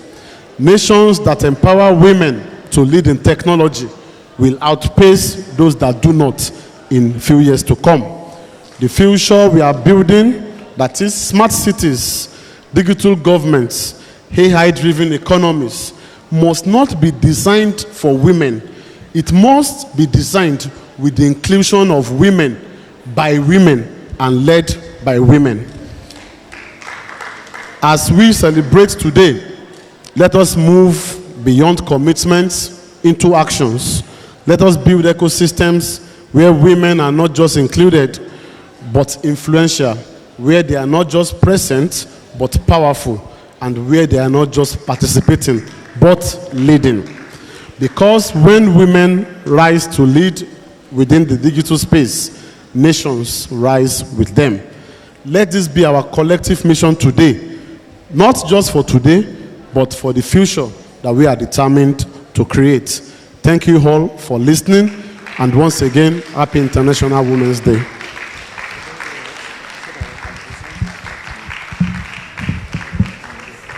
Distinguished ladies and gentlemen, please a round of applause for Honorable Tomide Leonard Akinribido.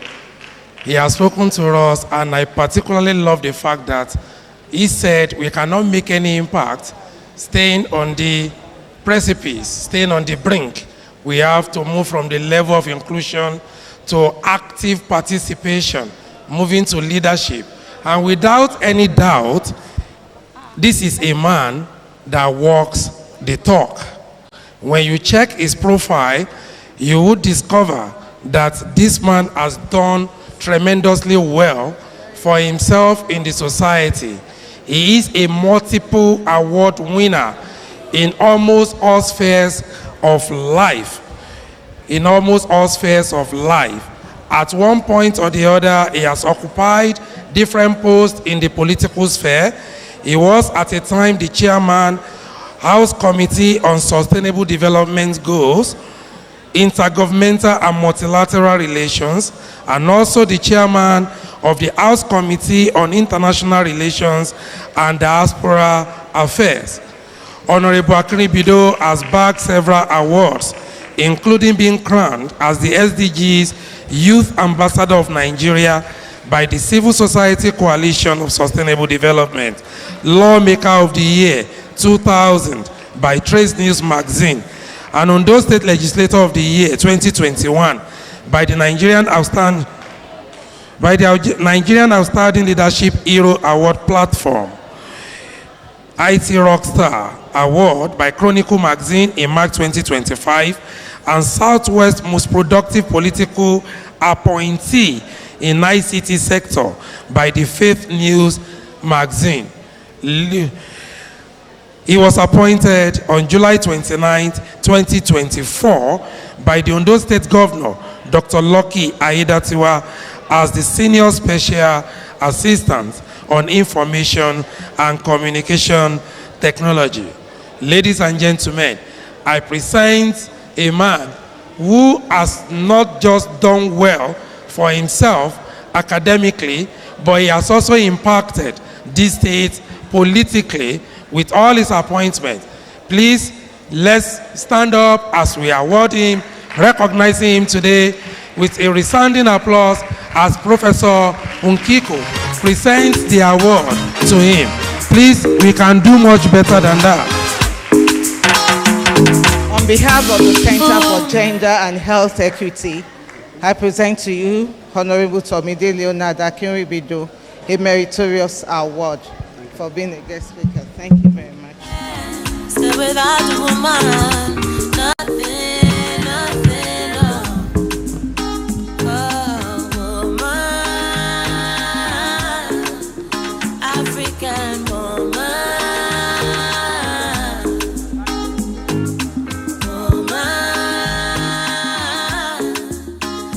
Right now, we want to leave the shore of Nigeria to move to Donald Trump's United States of America. The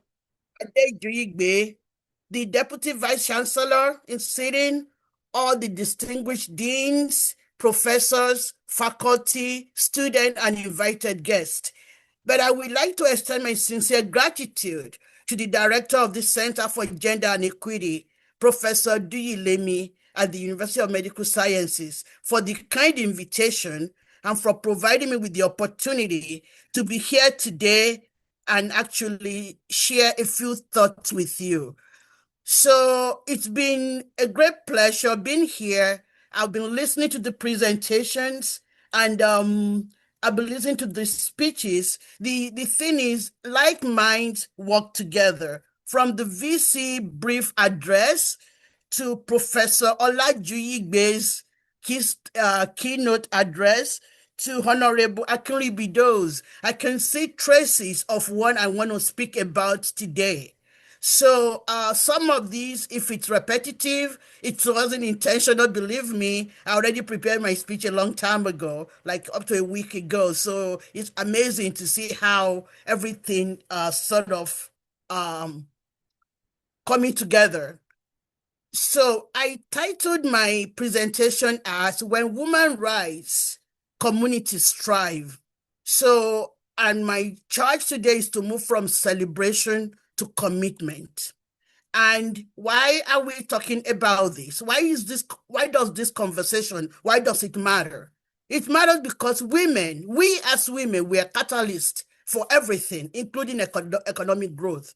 We are central to family, to economic and social system. Communities flourish when women have opportunities. I know that the Professor Olajuyigbe focused on education, which is wonderful, and Honorable Akinribido focused on technology, which is also wonderful. I'm a nurse by profession, and now I teach. I'm a full-time faculty. I'm going to focus on a little bit on education and more on health, so that hopefully this will make our presentation today to be very balanced. So my opening thought is by a man, Kofi Annan, a Ghanaian diplomat and the 7th Secretary General of the United Nations from 1997 to 2006. And he said that there is no tool for development more effective than the empowerment of women. Because when we talk about development, we often think about infrastructures, buildings, technology, or economic involvement. Yet, one of the most powerful drivers of development is something more fundamental, is the empowerment of women, okay? Because women, we have a lot of strengths. We have cultural strength. Women, we are the resilient, caregiving, community building, and foundation for family, social, society structure. Through generations, we have kept traditions alive. We adapt to and we redefine them. We as women, we are custodians of culture.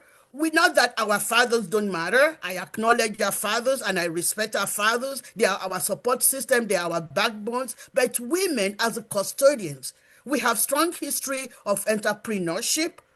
Every woman, it doesn't matter whether you have PhD or 3 or 4 of those, we are always trying to buy and sell something. We have a side gig of doing something. We are so much into entrepreneurship. We can be doing one thing, we know how to sew, we know how to trade, we know how to do all of that. We do that and we do it seamlessly. We have active roles in market and trade, and we have cultural and community leadership. The last time I checked, the high entrepreneurial spirit across generations exists in Nigeria, where over 90% of Nigerian women want to start their own business, or they are highly motivated to build multiple income streams. So that's why we have a little bit of side gigs. You come to the office, you are selling something, or you are showing somebody a website where you can sell these or do that, or you cooking or you baking on the side, you making chin chin or puff puff or all of that. That is something that is very innate to women. So we like to do that. We have that that vibe and that sense in us to do that and do it very well. So when women rises, what changes? When women are empowered, what changes? Like I told you, I want to really focus on health because I'm a healthcare provider by profession. And also, even though I teach now, when women rise, families are healthier. Women are the people that take care of the home. What do we eat? How do we balance life and exercise and this and that? We make sure our children get the best education. We make sure they get their vaccination. We make sure they get what they need. We make sure our husbands are healthy. We make sure that our community is safe. So our children stay in school longer when women are empowered, when women rise. We have the ability to advocate for better outcomes. Better outcomes by access to healthcare services, better outcomes to understanding nutrition, hygiene, the importance of this in what we do. Entrepreneurship helps to reduce poverty. Education helps to indirectly reduce poverty. Communities become safer and our economies grow stronger. This has to do with a woman that is empowered. So we're going to break this down. A Yoruba adage says, Ilera loro, which means health is wealth. Health is also power. If a woman is unhealthy, the family will suffer. So a healthy woman strengthens primary health care. That's starting from the home. The home will be healthy. So how do we strengthen that? Either you are a healthcare provider by profession, or you are a mother. A mother does everything. Right? They put their hand on your forehead and they know what to do. They touch your tummy, they know what to do. That's what women are. So we are innate healthcare providers. So when we strengthen our primary healthcare, other than providing for our families, we make sure that our families are getting the best care they need. Our children get the screenings they need. We extend this to our husband. We extend this to our communities. We extend it to our families. So these help to improve the health of our families. The nurses, trained nurses, and community care workers, shout out to all the nurses in the house and all the healthcare providers in the house. Empowerment of women help to improve what we do. I live in the United States of America. I've been here now for a couple of decades. Out of the 4.3 million nurses in America, over 90% are females. And before I left Nigeria, I know that the statistic is almost the same. I don't know the number of nurses in Nigeria as we speak, but I know that more than 75%, I would say more than 80% of nurses in Nigeria are also females. This is not by chance, okay? We as women are innate healthcare providers, And of course, we now have education to back it up, which make it even better. I respect our male nurses, and I wonderfully like what you do. And I've always been able to recruit my family members. I'm the only woman in my family of 6, 4 boys and a husband, also a man. I've been able to recruit at least 3 of them into healthcare professions. But the thing is, as a woman, we have this. We got it. We have a way that we approach things that make it so unique and so natural to us.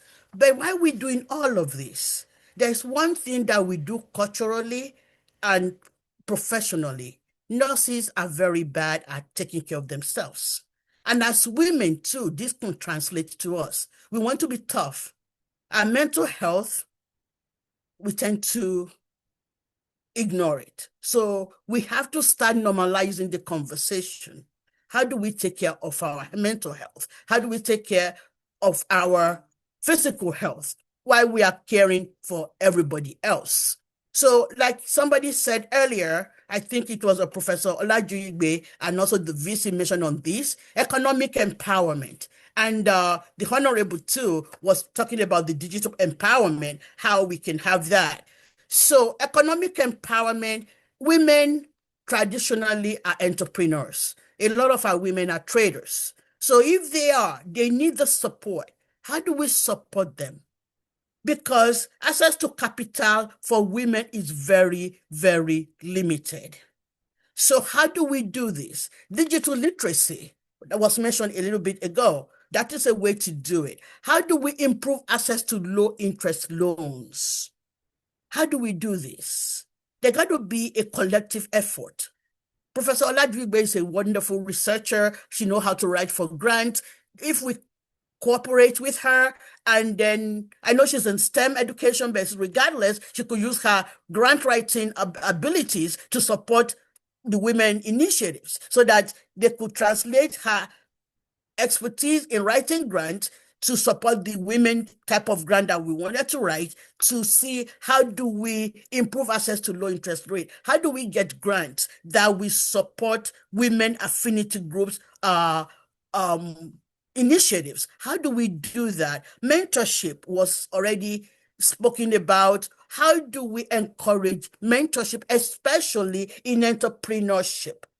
Mentorship in education, mentorship at the university level was discussed fully. How about in entrepreneurship?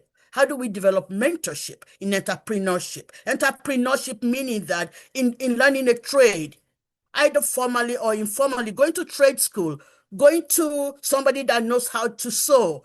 Nigerian fashion is wonderful. I will see a very small boo-boo made at the store in New York City, and they will say $150. Are you kidding me? You got him only around 55,000. But you can tell, how do we empower women? You don't have to have a university degree to do this. You can do this, and then you can also empower. How do we get it from point A to point B? That is our mentorship. Professor Olajuyibe, I'm sorry I keep mixing your name up.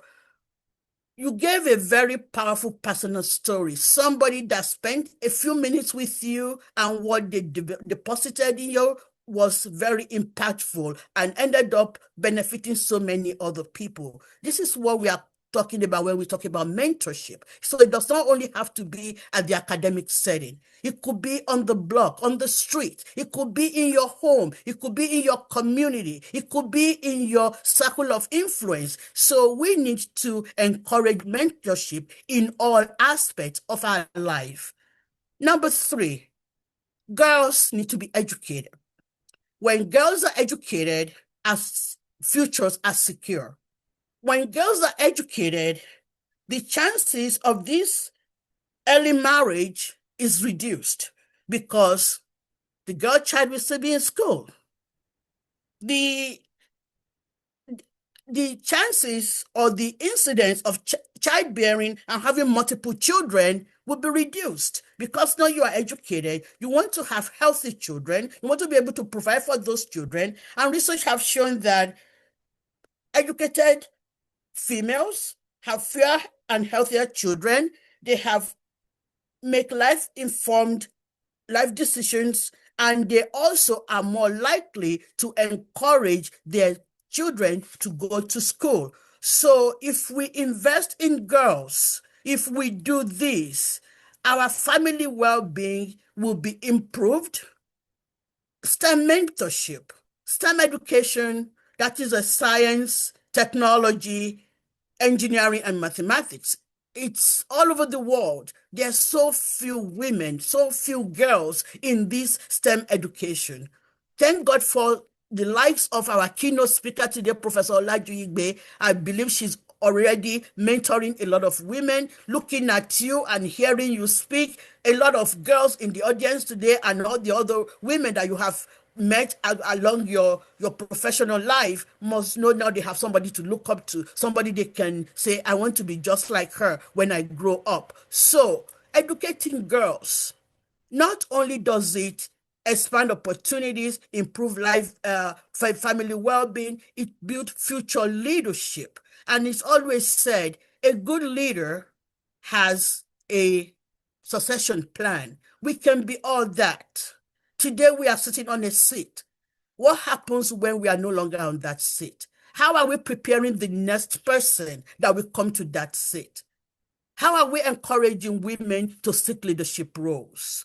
Leadership, the reference to Professor Alele Williams, the first VC, and now, yes, thank God that we have a lot of VC and we have our own dear Professor Adejuyigbe, our own VC at UNIMED, the first female VC, and I hope there will be more and more. But when you really look at it, there's still less than 10% of women leaders in Nigeria universities. I'm quoting the keynote speaker here. We could do this better. And when the Honorable was here speaking about women in leadership, leadership is not just in education. We need to be at the table where decisions are made. And decisions are made by politicians. I'm not recruiting you to be a politician, but think about it. If you are not at the table when decisions are made, then you have to take whatever is handed out to you. So I believe that up to now, only about 4.2 parliamentary seats in Nigeria are held by women. This can be better. I believe that the population in Nigeria is not only 4% women and everybody else is males. So it has to be something that can be looked into, something that can be improved. And when we are talking about this, we are not doing this just because to make a token or to just say we want to have somebody there just for the optics, or just to say, oh, we have one woman or one minority on the board. We want authentic inclusion. We want authentic inclusion where the women are empowered to be key participants and bring ideas, and they can bring ideas that are measurable, that can actually translate into legislation, that can also translate into actions that will benefit everybody else. So rather than just filling a seat, we want to ensure that female representative will shape the agenda or the outcome in any level of governance. We do not want a symbolic representation. So leadership is not about permission, but it's about preparation and it's about courage. And we need women to do this. And that's where mentoring comes from. That's where current leaders, women leaders, can start looking at who they can mentor, who can be the next female VC, who can be the next female STEM leader, like our keynote speaker, who can be the next fill in the blank as a woman in our communities. So women, yes, we have multiple roles. I heard at the beginning, and of course by my communications by Professor Duyilemi, I know there is a creche that has been built so that women that are working in the university will have somewhere for their children to be, that we make their life a lot easier. This is one of the multiple roles. So not only are we at home, being a mother, being the keeper of the home, being the caregiver and the provider, physically making the food, preparing this and all of that. We also work, we have professions. Okay, some of us are community leaders, so we do so many things. So our workplace expectations is going to be a little bit compromised if we don't balance this well. And how do we do this? We are strong. We have to show the very bright face. You could have a woman that will be at home, have a sick child, did not get a good sleep, still have to get up in the morning, come to the office and do what they need to do. So as a result of that, there could be a silent burnout. So this is something that we need a support system. We need a support system that would have to take care of us as women, as mothers, as a women leader, and at the same time, while we are able to give our best to our professions and to the community. So now, what are we going to do? We already know, now we have addressed a few things where women can lead academically, in the community, in technology. So what do we do now? We need to really think about it. Everybody in audience today, we need to really think, what policy are we going to change? Who are we going to mentor? What initiative are we going to fund? And what barrier are we going to challenge? Look at those 4 things and think about it and think. Because today we are going to have commitments. Our commitment will be, everyone in the audience, you have to commit to mentor at least one young woman every year. Please. You need to support at least one woman-led initiative. We need our fathers and our husbands and our brothers in this. We need to advocate for at least one equitable policy. And by saying equitable policy, something that will be equally accessible to both men and women. And then as a woman leader, as a potential woman leader, you need to invest in your own growth. And how can you invest in your own growth? You make yourself better, continue education, read books, learn a trade, how to get things done. You need to start working on that. So for the future, we are going to educate more girls because historically speaking, girls are not the priority for education. Mostly for families that have multiple children, the boy child, the men are usually the priority for education. So please educate girls, okay? Now we need to have thriving women entrepreneurs, and we need to have strong community leadership. So my call to action today, invest in women. You've heard it from several speakers before me. Mentor young girls, the same thing you have heard. Support women-owned businesses. International Women's Day is not a moment. It is a movement. We need to understand that. We are celebrating for today, but this is a movement. This is an ongoing movement because when women rise, communities thrive. I'm going to leave you with this quote by Michelle Obama. There is no limit to what we as women can accomplish. So with that being said, I thank you again for the opportunity to be here today. And I am so glad to be here. And thank you so much. Have a good day. Is there any questions for me? Or I don't know how this goes.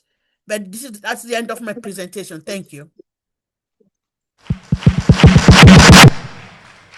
Thank you very much, Prof. There is no limit to what women can accomplish in the society. And I also love the opening quote, the opening thought of the presentation, where she quoted Kofi Annan saying that the best way we can have development in our society is to empower the women. And without any doubt, women are empowered. Now, women are not just surviving, they are thriving in the society. They are leading and they are shaping the future that our society actually desires. I think we should give ourselves a round of applause. Women are doing quite well. At this point, we are going to use somebody as a point of contact to Professor Jolade in the United States to take our award on our behalf. I have the honor to bring to this side of the divide. You can see the way I'm introducing you now. See how, when you come back from leave, we'll handle that one. Ladies and gentlemen, a round of applause for Mr. Toyin Anyantayo, representing Professor Jolade and taking our award on our behalf. Oh, I can see people coming also to join. That's nice.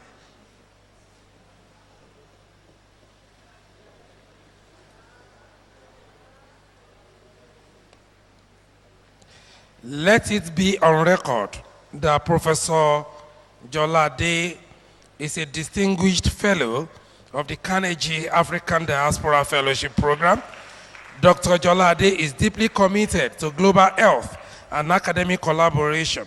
She has held numerous academic and leadership roles at Hunter College, City University of New York, published and presented nationally and internationally, and has been inducted as a fellow of the American Academy of Nursing, one of the highest honors in the nursing profession. Once again, a round of applause for Professor Jolade.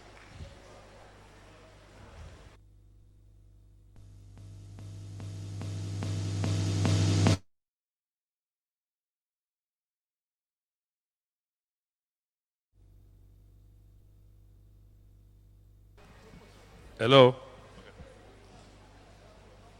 So on behalf of the university, Prof, you spoke, gave a very wonderful lecture, which was very, very interesting.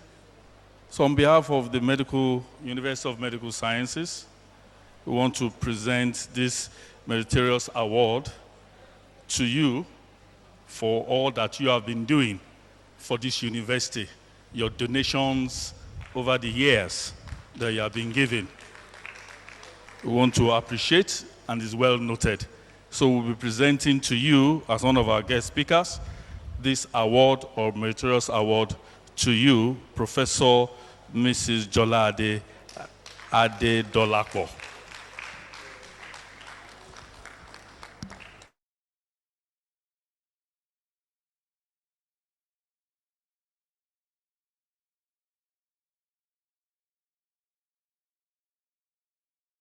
Even we want to allow Professor Jolade to say one thing or the other.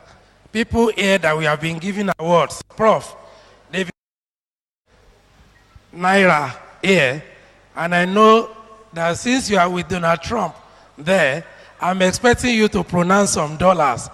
For us, there are a lot of things that women want to do in this university. The other time when we met, it was focused on crèche, and I think we are almost getting there, but we still need resources. And I want to believe some dollars should actually roll down to this side of the divide. So I'm going to ask them to unmute you so that you can pronounce the dollars we are expecting from you. Thank you. I've been muted. I think they muted me.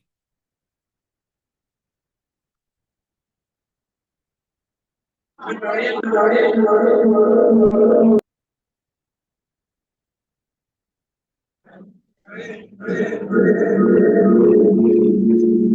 go ahead.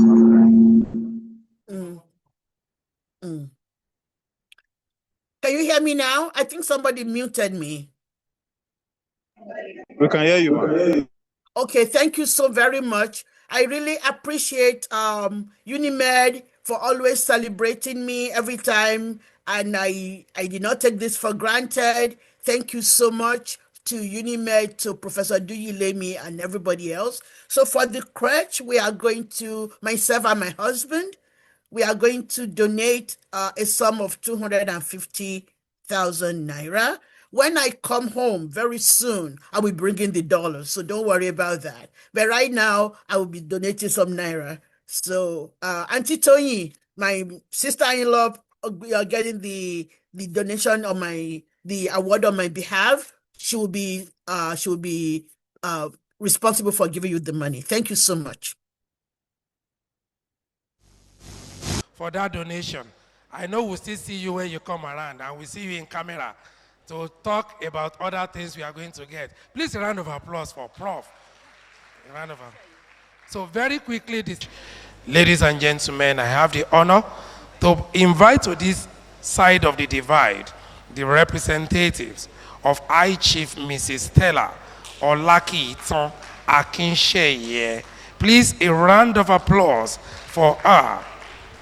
And gentlemen, High Chief Mrs. Stella Olaki Iton Akinsheye was born in Odo on 26 August 1948 to the family of late Pa Amos Olabanji Oluwole and Mrs. Sabina Oluwole.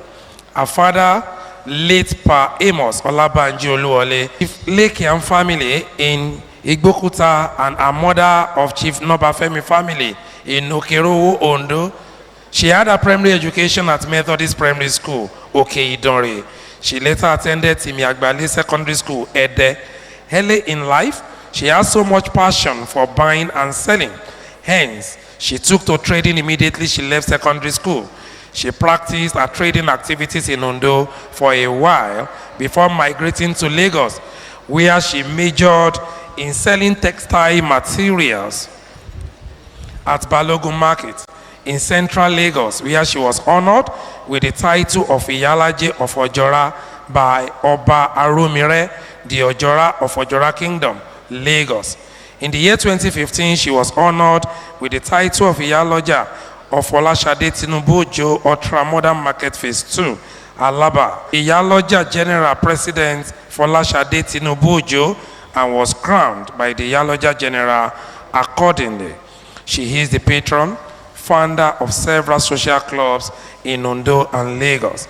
She is married to Chief Rufus Abiodun Akinsheye Lomafe Idibo of Ondo Kingdom, and was blessed with God-fearing, caring, and loving children and grandchildren. Ladies and gentlemen, I present to us High Chief Mrs. Stella Olaki Iton Akinsheye. On behalf of Center for Gender and Health Equity, we are proud of our High Chief. We are aware of her philanthropic activities in Ondo and Lagos. And the Center for Gender is giving this meritorious award to our High Chief as an entrepreneur in recognition of what she has been doing in the community and the nation at large. Thank you very much, ma. On our mommy's behalf, she donated 250,000 naira. Supported. On support of our mommy, both of us we support her with 50,000. Thank you, ma. Thank you, ma. God Let's put our hands together for them. I think we are getting somewhere, little by little. We are almost there. I believe we'll get there. Women are wonderful. Ladies and gentlemen, please join me in welcoming Dr. Oyeyemi, who is going to be coordinating the panel discussion. Please, a round of applause for Dr. Oyeyemi. She has been waiting patiently for this particular session, and I can assure you, this is one session you are going to enjoy. Happy International Women's Day once again. So this time, it's panel section. We have very, very senior colleagues in our midst who are experienced, who have gone ahead of us. They have the experience. They have gone through a number of things in their career, and they have the experience. They can guide us. They can tell us things from their experience. That's the essence of this session. Just like Professor Jolade said, there is a need for each woman to mentor another female to mentor another girl or another woman. And that's the essence of this session. So we have number one amidst them, we have Professor Abimbola Oluwatosin. Please, ma, come to the front seat here, ma. A round of applause, please. Professor Abimbola Oluwatosin, she's the Dean, Faculty of Nursing, University of Medical Sciences. Please come to the high table, ma, so that we can see and we can hear you clearly. Thank you, ma. So she is Professor Abimbola Oluwatosin, the Dean, Faculty of Nursing. Thank you, ma, for being here. Then the next on the list is Professor Bolanle Adefuye. All right, she's from Faculty of Medicine and Surgery. A round of applause for her, please. All right, thank you. So we also have Professor Kofoworola Shoyebi from Radiology Department. Thank you, ma. Then next is Professor Mojisola O. Inkiko, the Dean, Faculty of Science. Please clap for her. Next to her is Dr. Joshua Falade from Faculty of Medicine and Surgery. Is he here? Okay. We move on.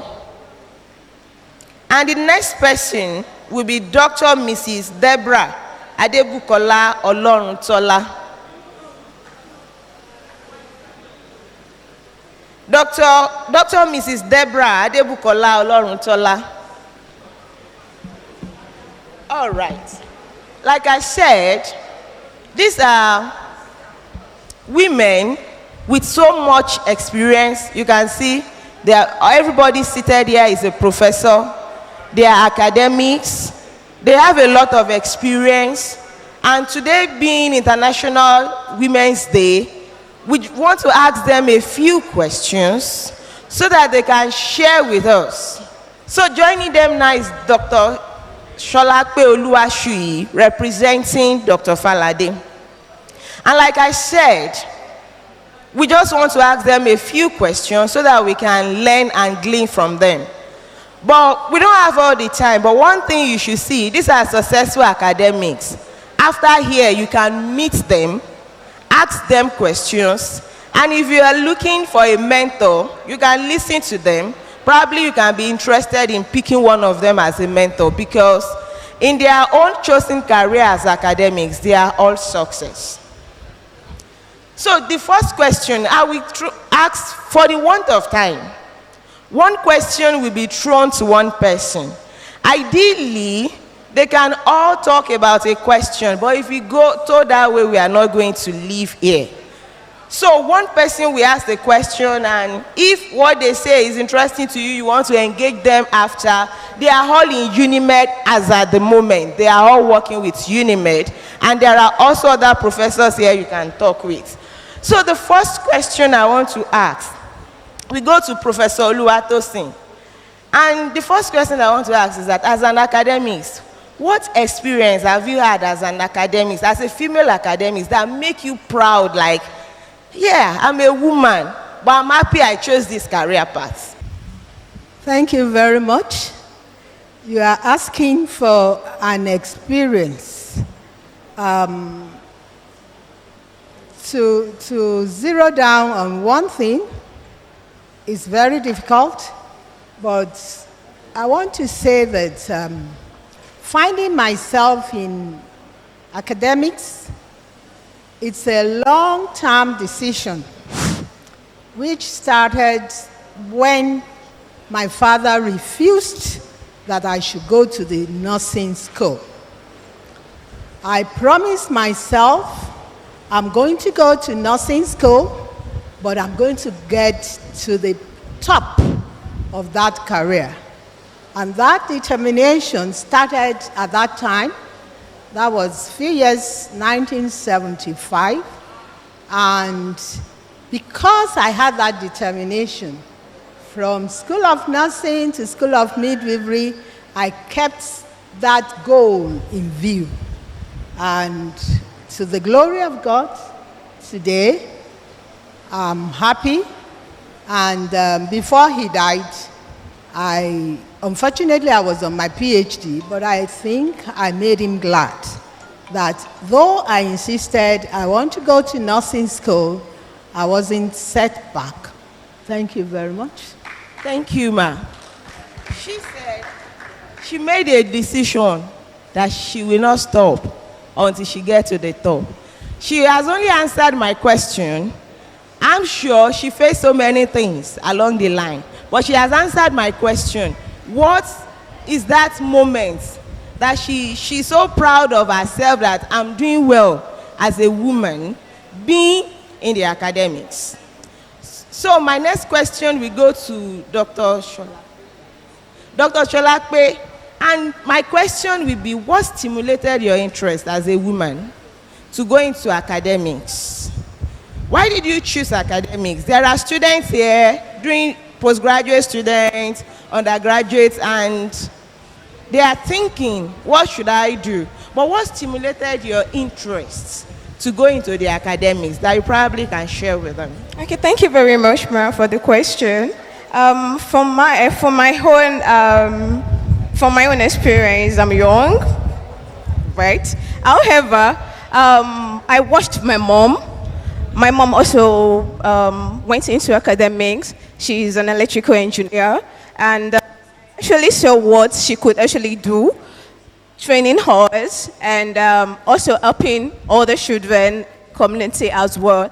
And without that background of academics in her, because from her story, she told us that her parents didn't want her to go to school, so she started as a student in a technical college before going into the university.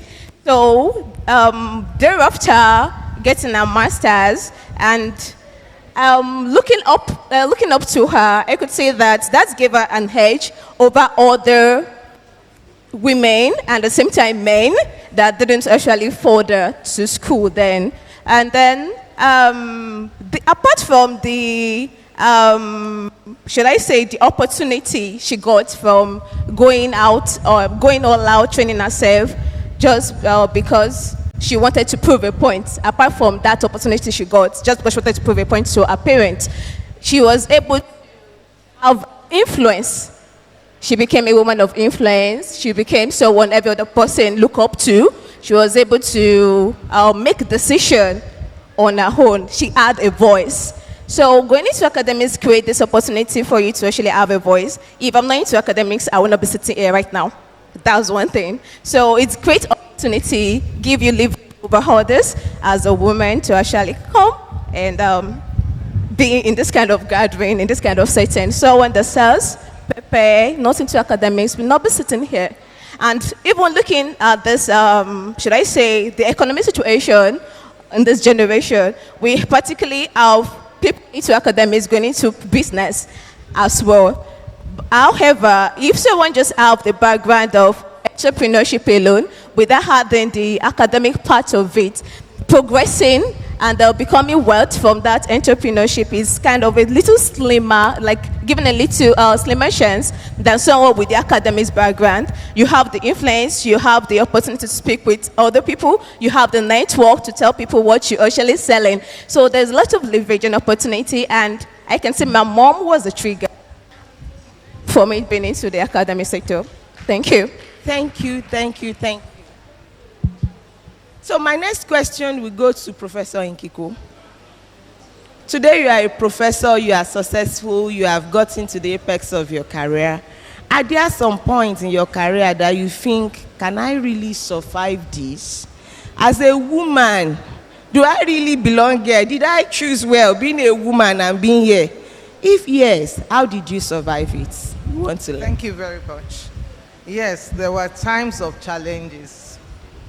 The first one was when I was doing my PhD. I had a difficult supervisor, and it was like I was going to give up.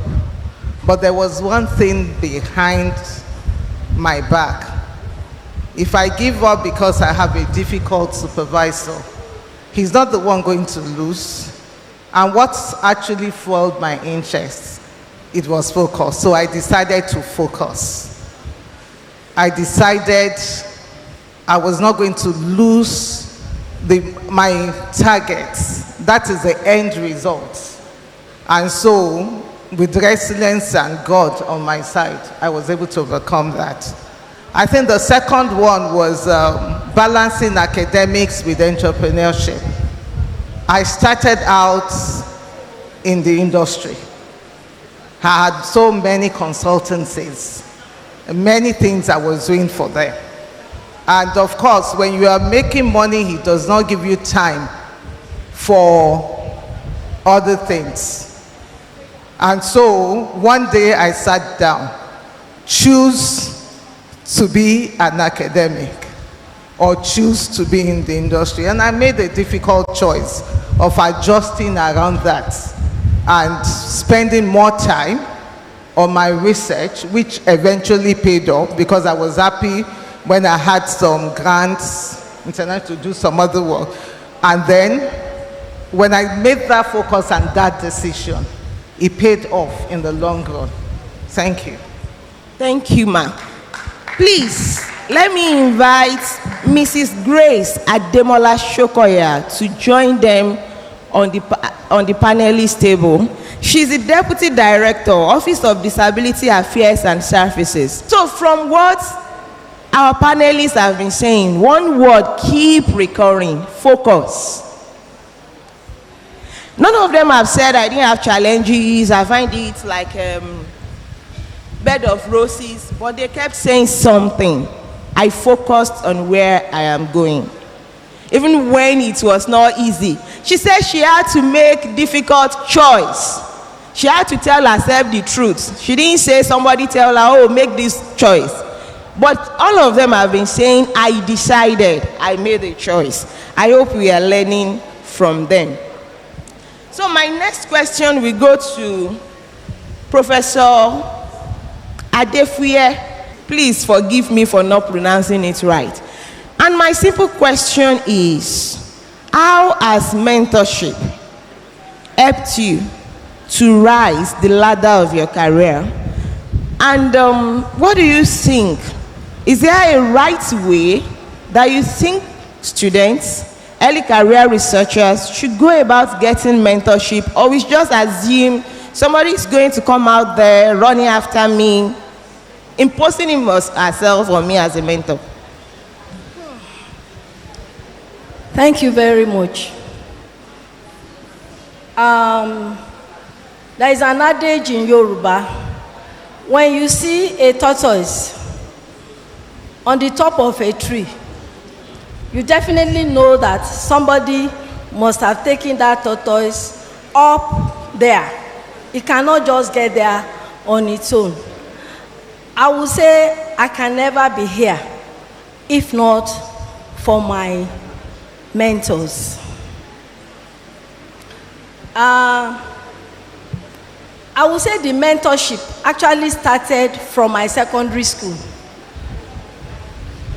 My biology teacher, my chemistry teacher, they were wonderful women.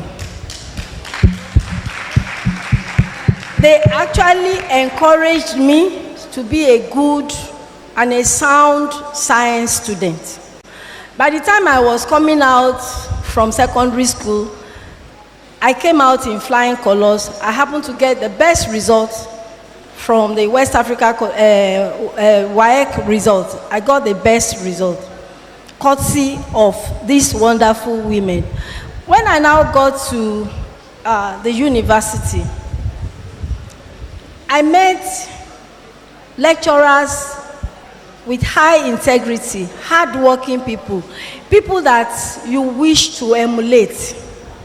And you know, medicine, you see everybody welcoming you. You are welcome to this noble profession.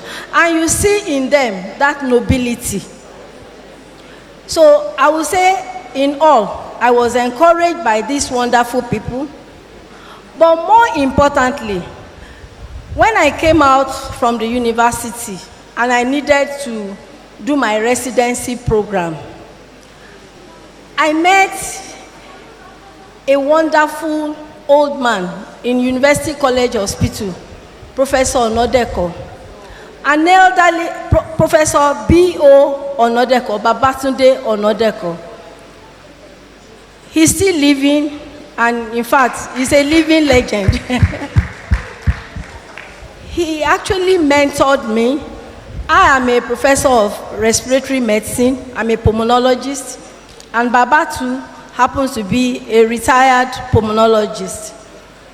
He mentored me in such a way that before exams, Baba used to give me past questions to write for him, and then, of course, bedside teaching, so many other things.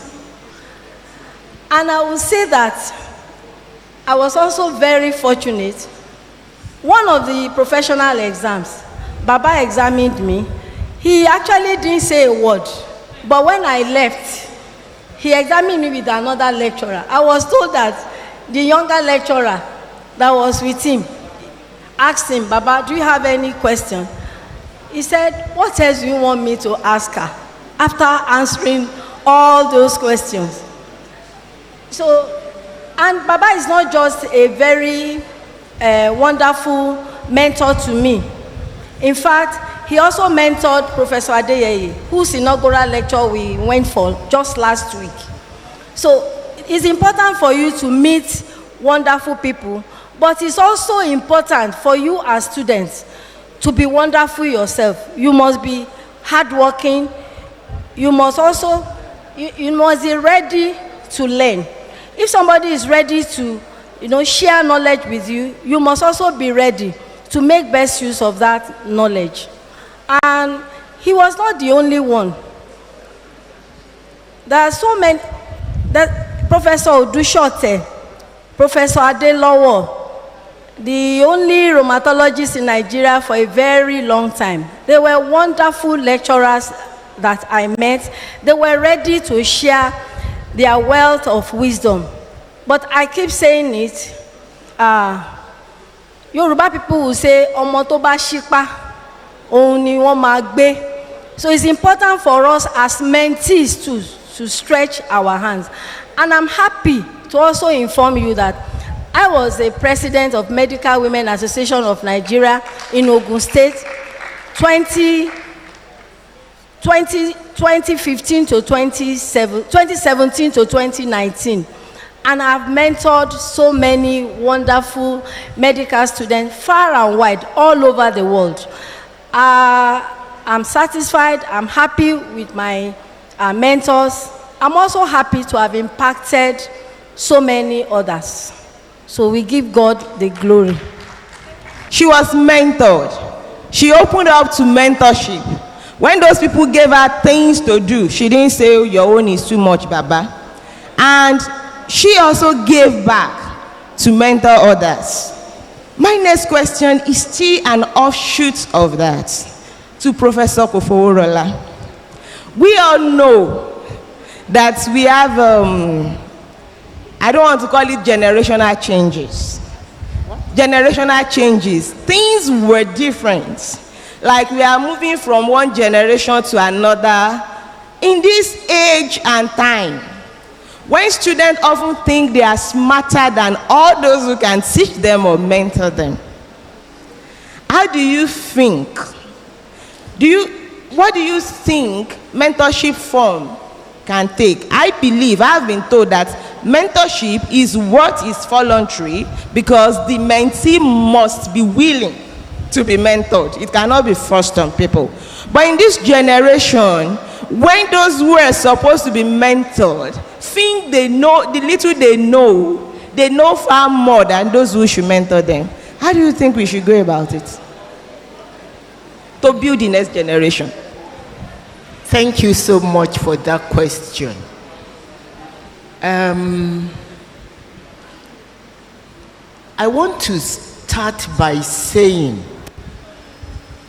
there is an innate nature in all of us that desires something. And I will want to call it the God factor. When you have the fear of God, you will find out that you keep looking for how to please Him. Those things that would delight Him, that will make Him bless you. So it's that innate knowledge. It's not really active. Maybe I can use two stories to back this up. I had a mentor, Professor S.B. Lagunjoye, of blessed memory. But that man was a father to me. We started on a platform of almost hatred for me. I had gone to UCH to prepare for my examinations so that I wouldn't have distractions and all that. And Professor Lagunjoye had given us residents an appointment to meet him in his office for a teaching. Then he changed the time, because I came from Lagos and we didn't have cell phones and all we have now. I didn't know he had changed the time from 2 p.m. to 12 noon. So at about 10 minutes to 2, I went to near his office waiting. Shortly after I got there, a phone started ringing on the corridor. And it was about when my husband called me. And I had been hearing voices in Professor Lagunjoye's office. So I thought he had guests, and I didn't want to knock. So when the phone rang, I didn't know when because it would be about 2, and he might come out with his guests and see me making calls and wonder, this one came all the way from Lagos to be answering telephone calls. So I didn't know what to do. So I picked the phone up and quickly said to him, I have a 2 o'clock meeting, and I think it's 2 now, I have to quickly go. Just about then, Prof came out. And who came out with him? The residents of UCH. So they were the ones being taught. And I thought Prof had guests. Prof saw me by the phone. The look on his face was, this one came all the way from Lagos to be answering. I tried to explain to him. I tried. He ignored me. After all the residents had gone, he came out of his office with a load of books. I tried to help him. He refused. I walked all the way to his car with him. He refused to give me those books, but I kept following. So when we got downstairs, he said, if you came here to learn, meet me in my office tomorrow morning at 7:30. You can guess when I got to that office. I got there before 7, and I waited, and people saw me by the door, waiting and waiting and waiting. And then one of the radiographers came and said, excuse me, you've been waiting here since. Any problem? I said, yes. Prof said I should. He said, no. Prof is right now in Owo.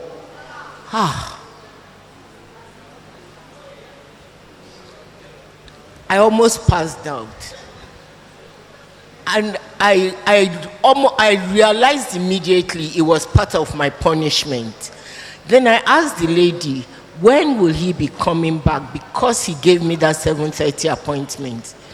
She said, maybe the next working day, which will be Monday.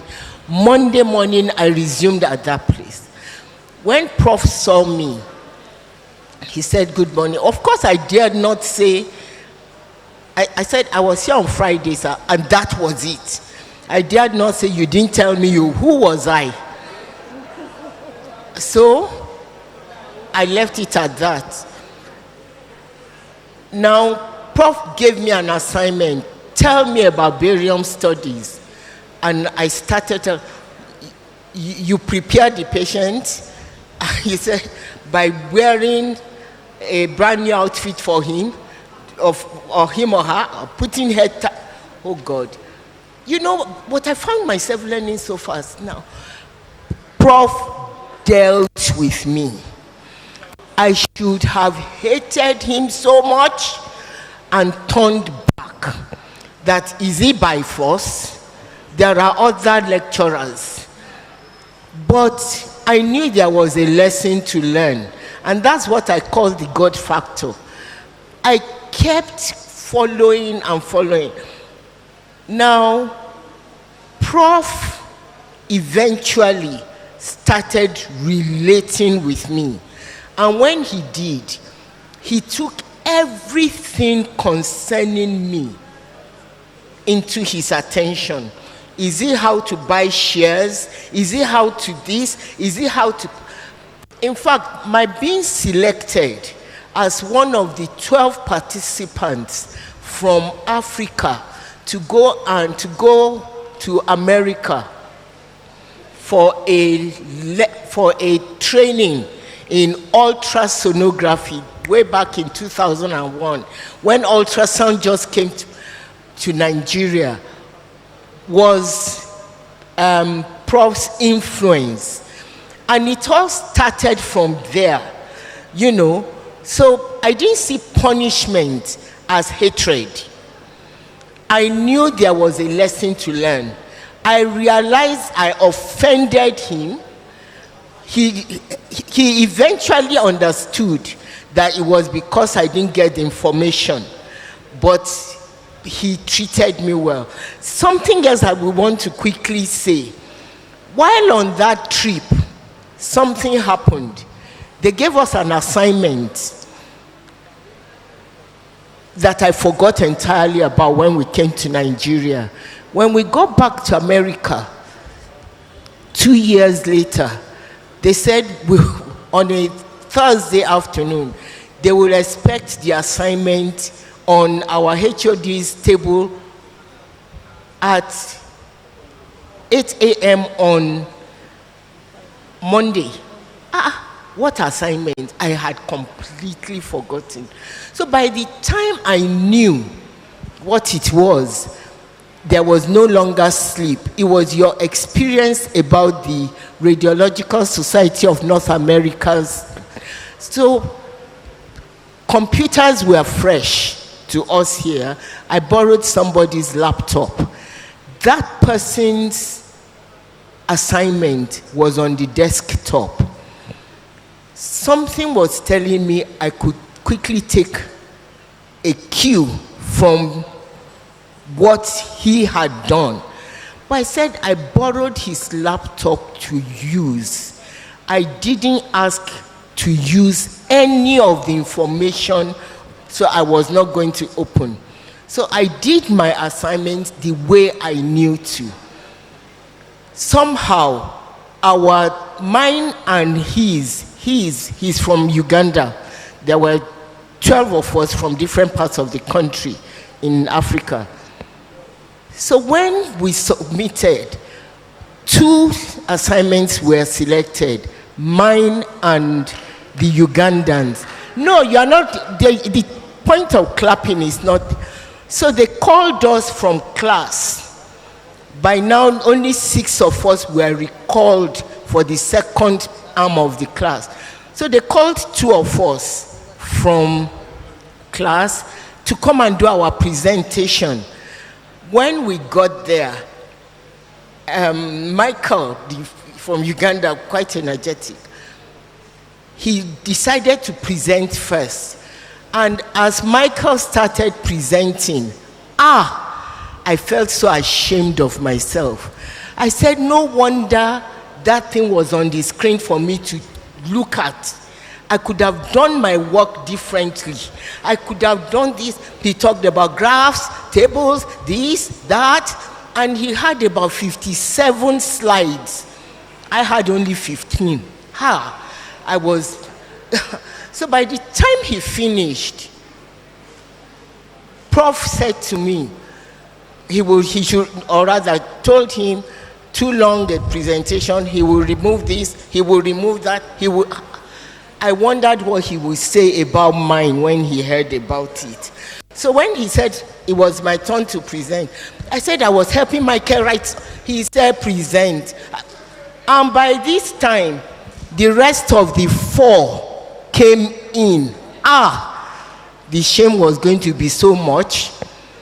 So Prof kept saying present, present. So I got there to present, and I started. Since it was an experience, it was my first time of coming to America. We went to the president of RSNA's office, home. He gave us dinner. They took us to White House. I gave them all the... Do you know that was the winning assignment? So what did I say? I said integrity posted me forward. All right. So I will want to say that, as I'm saying this, it came to my mind. Integrity posted Joseph. Thank you, in the Bible forward. Thank you very much. Thank you so much, ma. So many, unfortunately, almost all our students have gone. So many things to be learned. Mentorship is not you forcing your will, imposing yourself on the person who is mentoring you. And followership means trusting whoever is leading you. Thank you. So, Dr. Olubukola, my question is, as females, we talk a lot about family support in moving along the ladder in our career. I've seen PhD students that got married and that's the end of their PhD. Things like that. How do you think, what do you want to say about family support? How can a woman position herself, even in that marriage, to get the best of support from the husband, from the in-laws, even from people around us? Please, ma, I will appreciate it if you can be brief because of time. Thank you very much.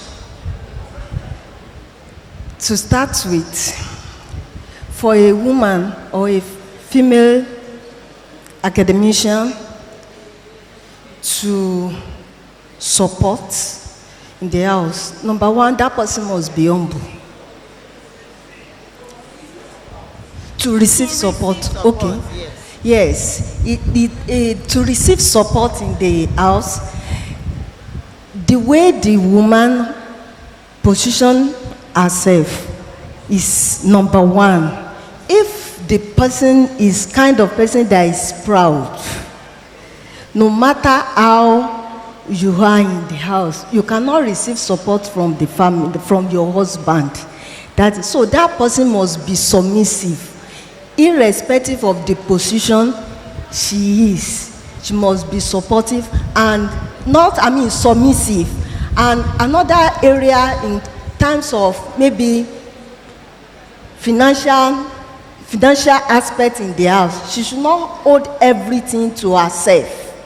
She should not be greedy. She should be willing to support her husband in terms of money. Also, maybe they want to buy some things in the house, or they want to provide for the children in the house. She should not say, yes, it's the responsibility of the husband. If the woman takes it like that, she will not receive support from the husband.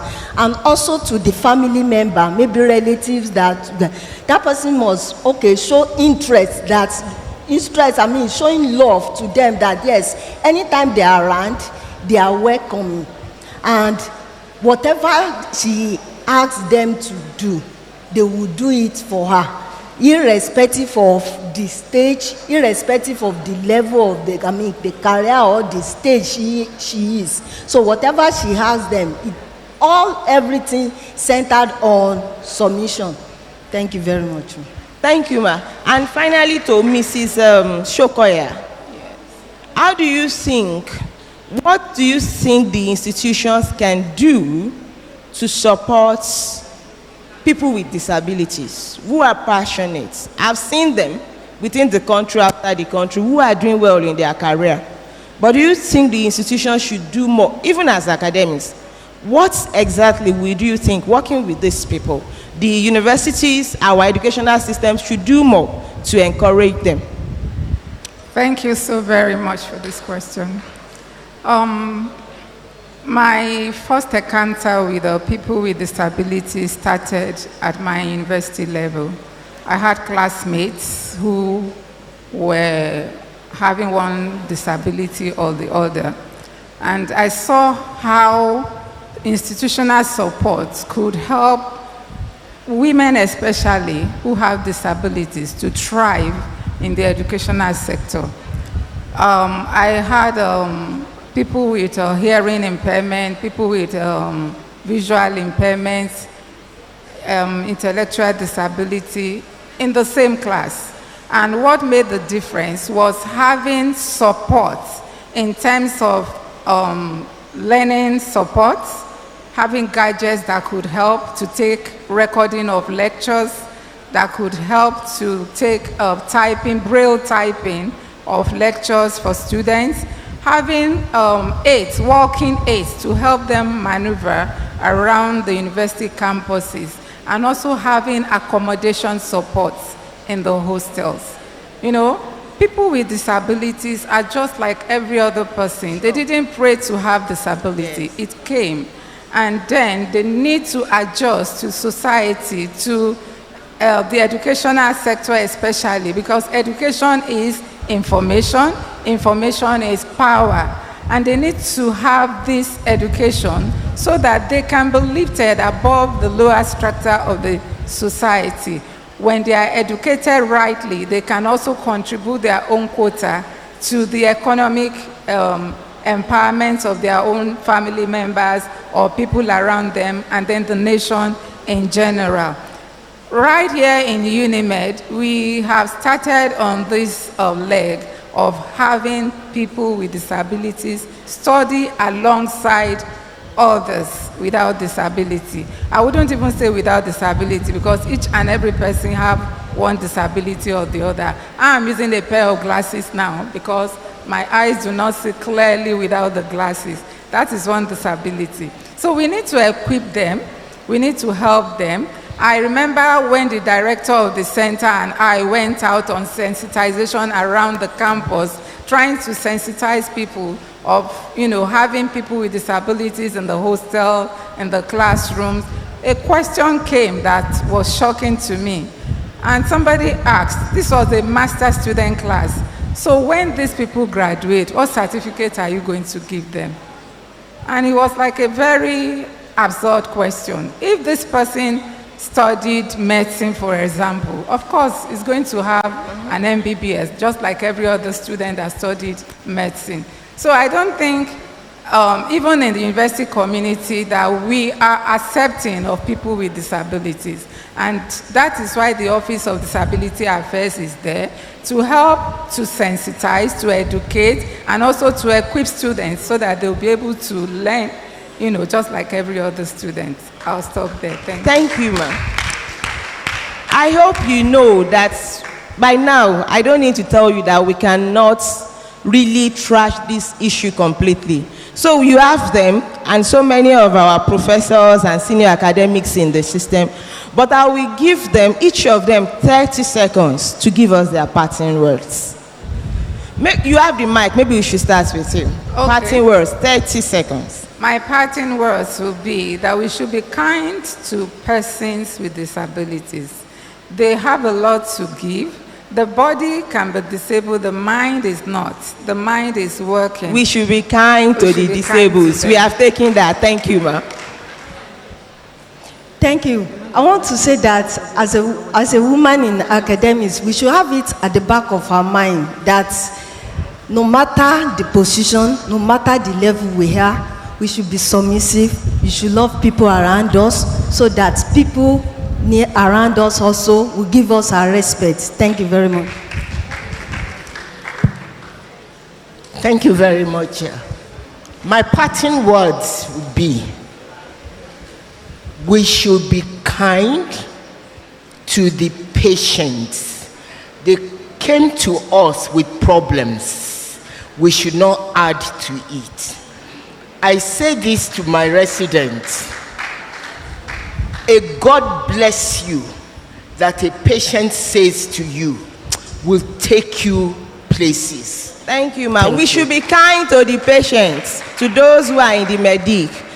Yes, you are not a doctor, you are not a nurse. Be kind to your student and all those who have come across your path. Mentors are people you wish to become. And it can be anybody in the society. As a child, Mrs. Bolanle Dare was somebody that was being mentioned every day. She was a commissioner. She was a doctor, not a medical doctor. But the fact that I kept hearing doctor, that endeared me to science class. And of course, I met good people all the way. Thank you, ma. Mentors are those you want to be like. You appreciate what they have done and you want to glean from them. Thank you very much. I want to say that whatsoever your hands finds to do it with all your might. Be passionate in what you are doing.